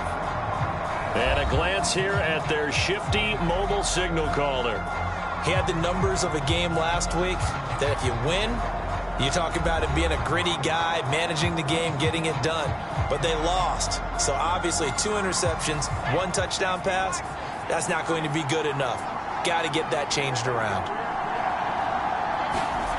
They'll come out throwing here on first down. Oh, the first play of the game going to be intercepted. Picked up by Foyesade Aluakin. And they're going to be set up in the red zone at the 15. CD, I know it's just his second year in the league as a quarterback, but that's going to be one when he flips on the tape. He's like, I shouldn't have thrown that ball. No doubt about it, and his coaching staff will be emphatic about he shouldn't have thrown that ball. But remember, second year, as you noted, on-the-job training, so he's got to take this feedback that he's getting, negative or otherwise, and turn it into positives moving forward. Line of scrimmage, the 15. It's 1st and 10.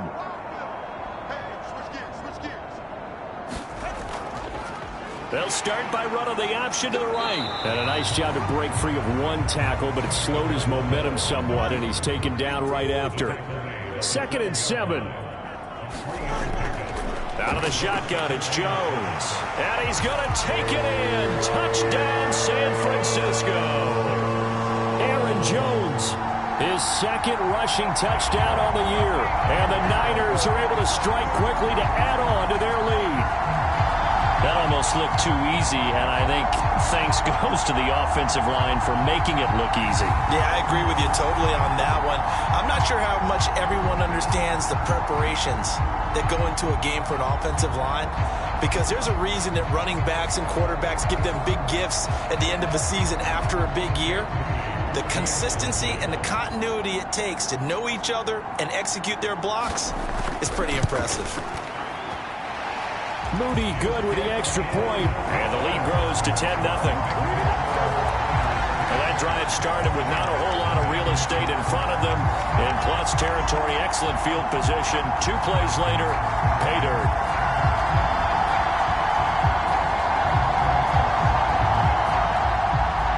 So after the made field goal by Moody, he's back out to kick this one away. This taken in at the goal line.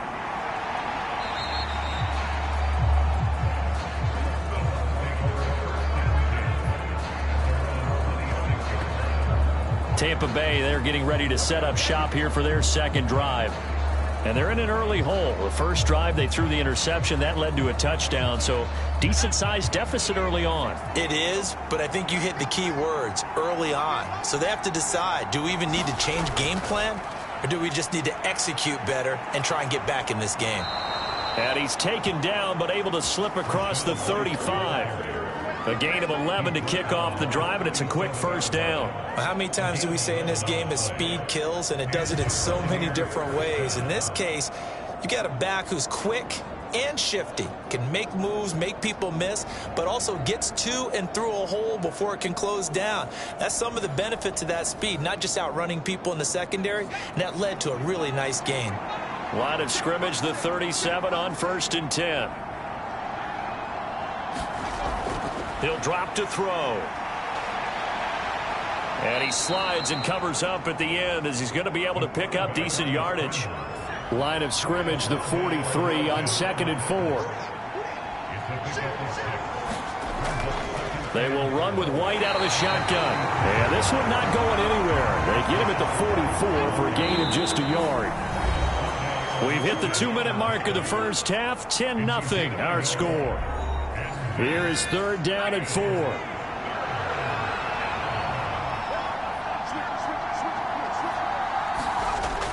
They'll try to pick this up on the ground with White. And he's brought down short. 2 yards there. Needed 4. And 49ers now going to use the first of their timeouts. So as they talk it over, we step aside. 4th down, so Jake Camarda is out there. And the kick's away as he angles this one for the sideline. And the punt over the side in the air, and the spot will be inside the 35. San Francisco's offense returns to the field. They're starting to put some space here. The first quarter, they didn't look so hot offensively. This second quarter, though, they've looked really good. They've jumped in the saddle in a big way now, and now they're in full gallop. I mean, before, kind of camping, right, trying to feel their way, not getting done what they wanted to. But somehow they put it together with play calling, execution, and now there's a pretty big gap. And they'll look to make that gap even bigger here. And he's going to get a solid gain of 9 before being brought down. 2nd and right at a yard. Tua going to throw. This one swung out here to Jones. So he'll be stopped here for no gain. And 3rd and 1 now. Creeping up on a minute to play in this first half. Looking for Jones, and it's intercepted. Down the right sideline. And it's a pick 6. He brings it back to the house for a Buccaneer TD. So what a play there in the final minute of this first half. They get the interception. More importantly, their first points of the ball game. Yeah, and that one play certainly changes the outlook, doesn't it? I mean, they're looking at going into the locker room. No points on the board. Not playing well defensively. Deflated. And now, things may have changed for them. Caleb Shudak on to try the point after.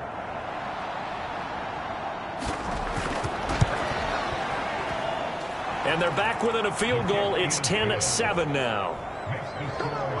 So the defense creating some points, not only getting the interception, but then returning it to the end zone for the pick 6. So they'll get another shot on offense following that pick 6, and now the kick is away. And bulldozing his way through. And he'll be stopped up at the 25. Well, the Niners going back on offense now late in this first half. And leading 10-7, and they may just want to get this to the locker room.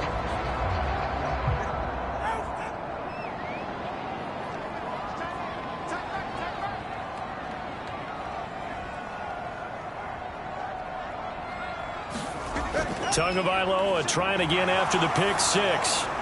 Able to complete this one to McLeod. And he gets this one just shy of the 40. They'll mark him down at the 39.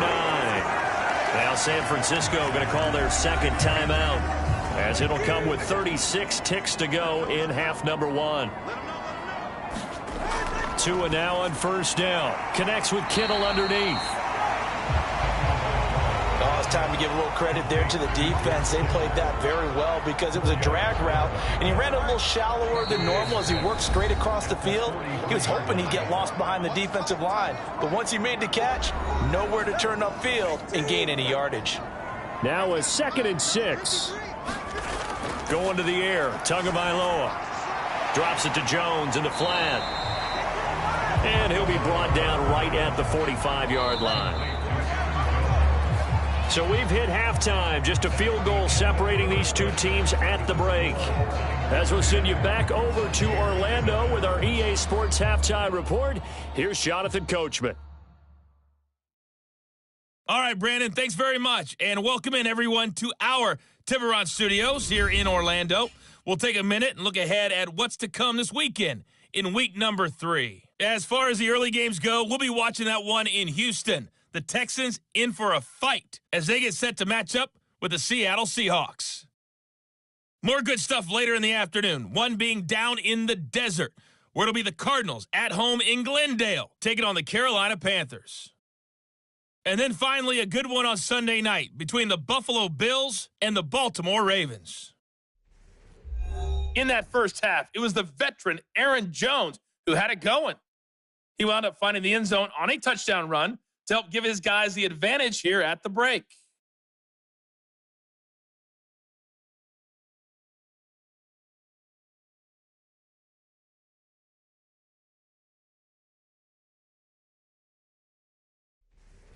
Okay, Coach, thanks as always. This one's still anyone's game as we welcome you back for quarter number 3. A good, tight football game thus far. 10-7 the score as we resume. Back here as the third quarter will commence with a touchback. The Bucs offense set to begin this third quarter. And they're still very much in this game, although they do trail. What's the game plan, Charles, for the second half? It might be a little counterintuitive because most people will think losing equals passing the ball more, but I'd establish the running game. They kind of went away from it in the first half. I think if they get back in balance, it'll help them when they put the ball back in the air. And he's upended after a gain of 2 out to the 27. Brandon, once that one broke down, there were only so many options left for him to take. Fortunately, only first down, so he smartly got the yardage he could get and didn't worry about trying to turn it into a bigger play and end up taking a bigger loss. Here, they hope they can regroup and get something different going here on second down. On second down, they'll run with White. And he'll get about 3 here as he's out to the 30. Here is 3rd and 5. Looking to throw. And that is incomplete. Here comes the Buccaneers punter now as he'll punt it away for the second time.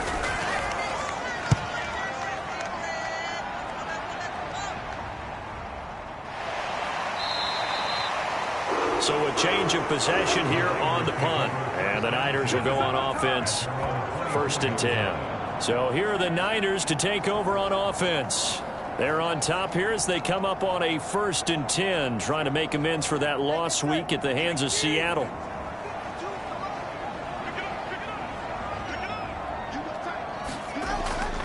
They fake the handoff. Now Tua. And the throw left sideline here is caught, but they'll rule it incomplete. Couldn't keep his feet in. 2nd down. They geared up and took the deep shot downfield, but it turned out it wasn't one-on-one coverage. Extra defenders in the area, and that one winds up incomplete. Shreds the tackle, and he'll take it ahead to the 28-yard line. 3rd down and 6.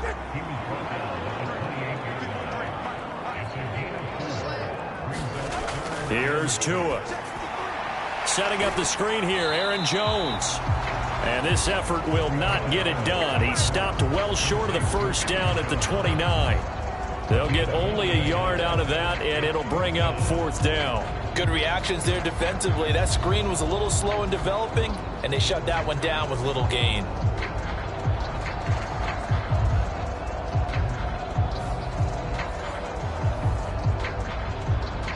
Here comes the 49ers punter now as he's on to punt for the first time tonight. Only 2 punts for him last week in the loss as he gets this one away. It's a 42-yard punt. They keep him to just a yard on the return. And the Bucs will get ready to go on offense.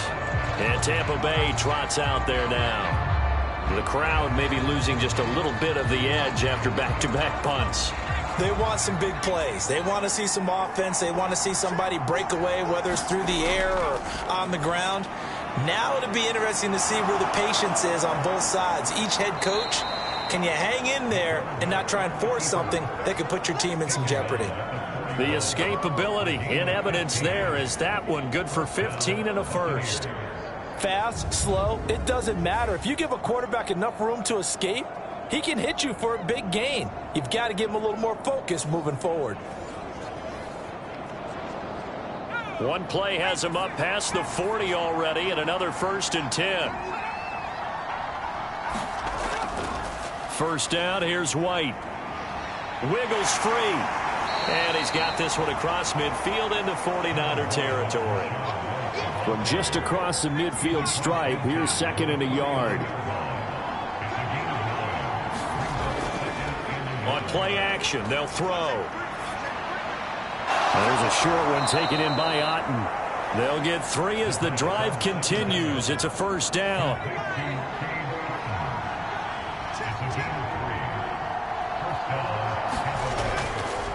On the draw, it's White. Solid running on the carry, but still brought down just inside of the 40.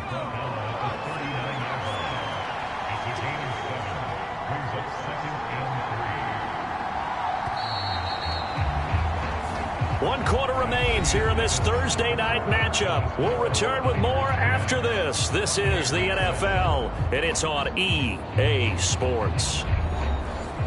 Now 2nd and 3.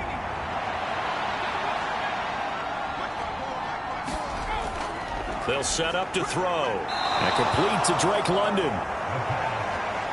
And that'll get them the 1st down as they get 9 yards out of that quick slant. They'll look to throw. It's caught by Mike Evans.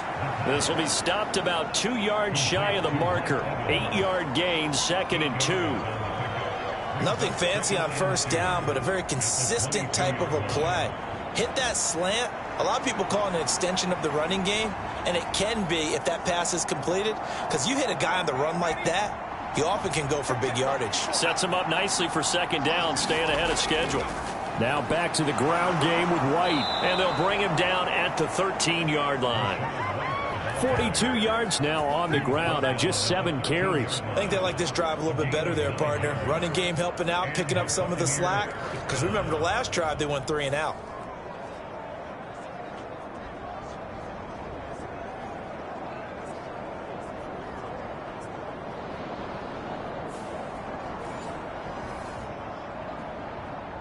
Both teams working on short rest, but this has been one of the better Thursday night games we've seen as they come up here on 1st and 10.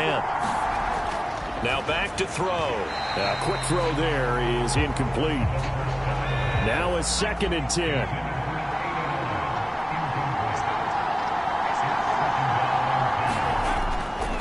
They'll look to throw here.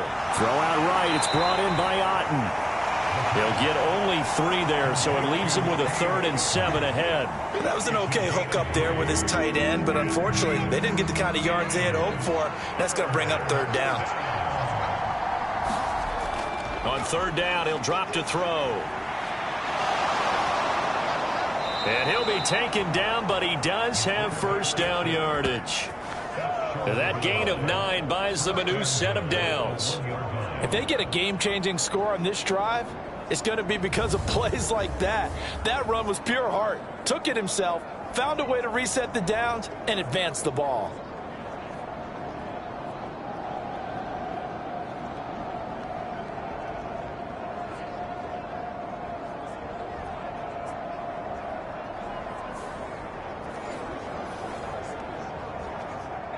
Now 1st and goal.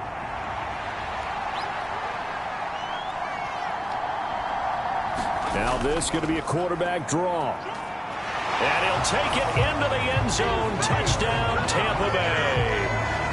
It's their quarterback. His 4th touchdown on the year. And the Bucs have moved out in front here in the 4th quarter. That's a great alternative there to the old-fashioned quarterback sneak. Instead, let your quarterback take it in the shotgun and essentially choose his own path. He scans the situation, makes the right read, and takes it into the end zone on the QB draw. Extra point up and good by Shudak. And the lead is now 14-10. A pretty long drive that time. 11 plays all told. And it ends with a 1-yard touchdown run. And he won't return this one. He'll go down to a knee, and they'll start at the 25. So now the Niners down by 4, 2:11 to go. Plenty of time here. They've got 3 timeouts and the 2-minute warning as they've got it 1st and 10. Here's Tagovailoa to throw. Taking a shot for Samuel. And that's caught inside the 30. Touchdown, 49ers. Deebo Samuel, his first touchdown of the new season. And the 49ers use the defensive breakdown to take the lead away here in the 4th. Moody good with the extra point. And it's now 17-14. One of the shortest drives you'll ever see. One play, 75 yards, 6 points. Taken at the goal line. And he won't quite make it to the 25. 3 points separating these two sides with 2 minutes left to go in the 4th. This is 1st and 10. Back to throw. Oh, and that's going to sabotage their comeback plans. It is intercepted.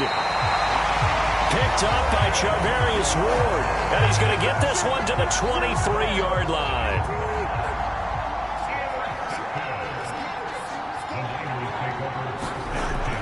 We got to have 2 hands on the football here as they run on 1st down. And he will be brought down at about the 6-yard line. Now the Bucs going to use the first of their timeouts as they'll head to the sideline and talk over what to do next. Now Jones. And across the chalk into the end zone. It's a 49er touchdown. Aaron Jones with career touchdown number 75. And the Niners get an important score there to extend their lead here in this 4th quarter. Moody good with the extra point. And his guys will take a 10-point lead.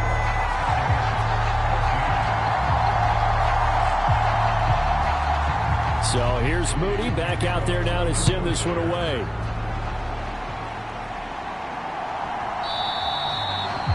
And he'll just take a seat, and the drive will begin at the 25-yard line. Now the Buccaneer offense set to take over again. And the points, they have come fast and furious in this quarter. You really don't want to be on the defensive side of the ball right now, do you? Because you're either thinking, my replacement may get an opportunity. Your head better be on a swivel. Totally. Or maybe I just need to get out of the game for a while because I just can't slow these guys down. They've got to figure out a way to disrupt these offenses. And typically, one guy makes a big play, and that can help change things. They'll be looking for disruption on both sides right now. The 2 timeouts still remaining, but scoring quickly, a must. It's 1st and 10. And the Niners get there and bring him down.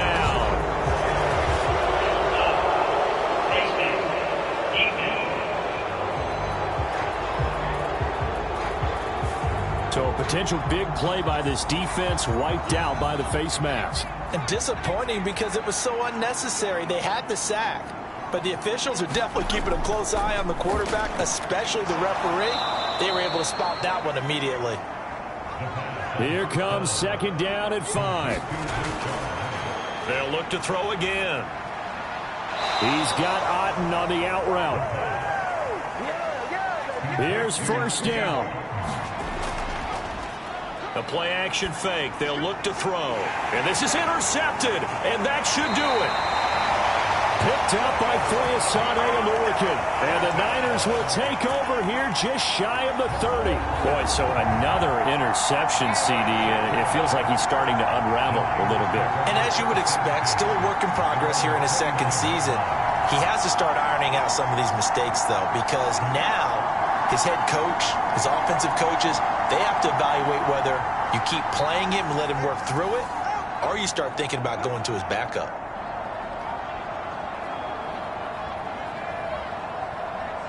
The defense can stop it twice more as they take a knee here. The Bucs going to go ahead and use the 2nd of their timeouts as they stop it with 28 seconds to go in this football game. And they will take a knee here. The Bucs forced to use their 3rd and final timeout. And as the two teams talk it over on their respective sidelines, we take a break. And they'll indeed take a knee. So with that knee, 3 weeks in the books, and they creep above 500 now at 2-1. You know, I played with a guy once after taking a knee at the end of the game, and he came in and grabbed the equipment manager and said, make sure you wash that spot, special, because I just took a knee for a win. That tells you how much guys enjoy that, because getting a win, no one takes it for granted. So the victory here for San Francisco, and they've got to feel good about this performance. I think you'd agree, matched up against a top 5 defensive unit in the league, and they pretty much had their way. Yeah, that was the interesting part about it, because normally when we see this defense play, they have their opportunities, and they make their plays, don't they? They knock them back on their heels. They take the ball away. They change field position. In this case, what you said is so apt. They had their way with them, took it to them, and knocked them back on their heels and surprised the heck out of them. So for the 49ers, they get back in the win column as they move to 2-1 now on the year. And they'll get another home date next week as the Eagles will come to town. Meanwhile, for the Buccaneers, the early struggles continue as they'll sink to 0-3. And they'll get a chance to redeem themselves at home next week. And for Charles Davis,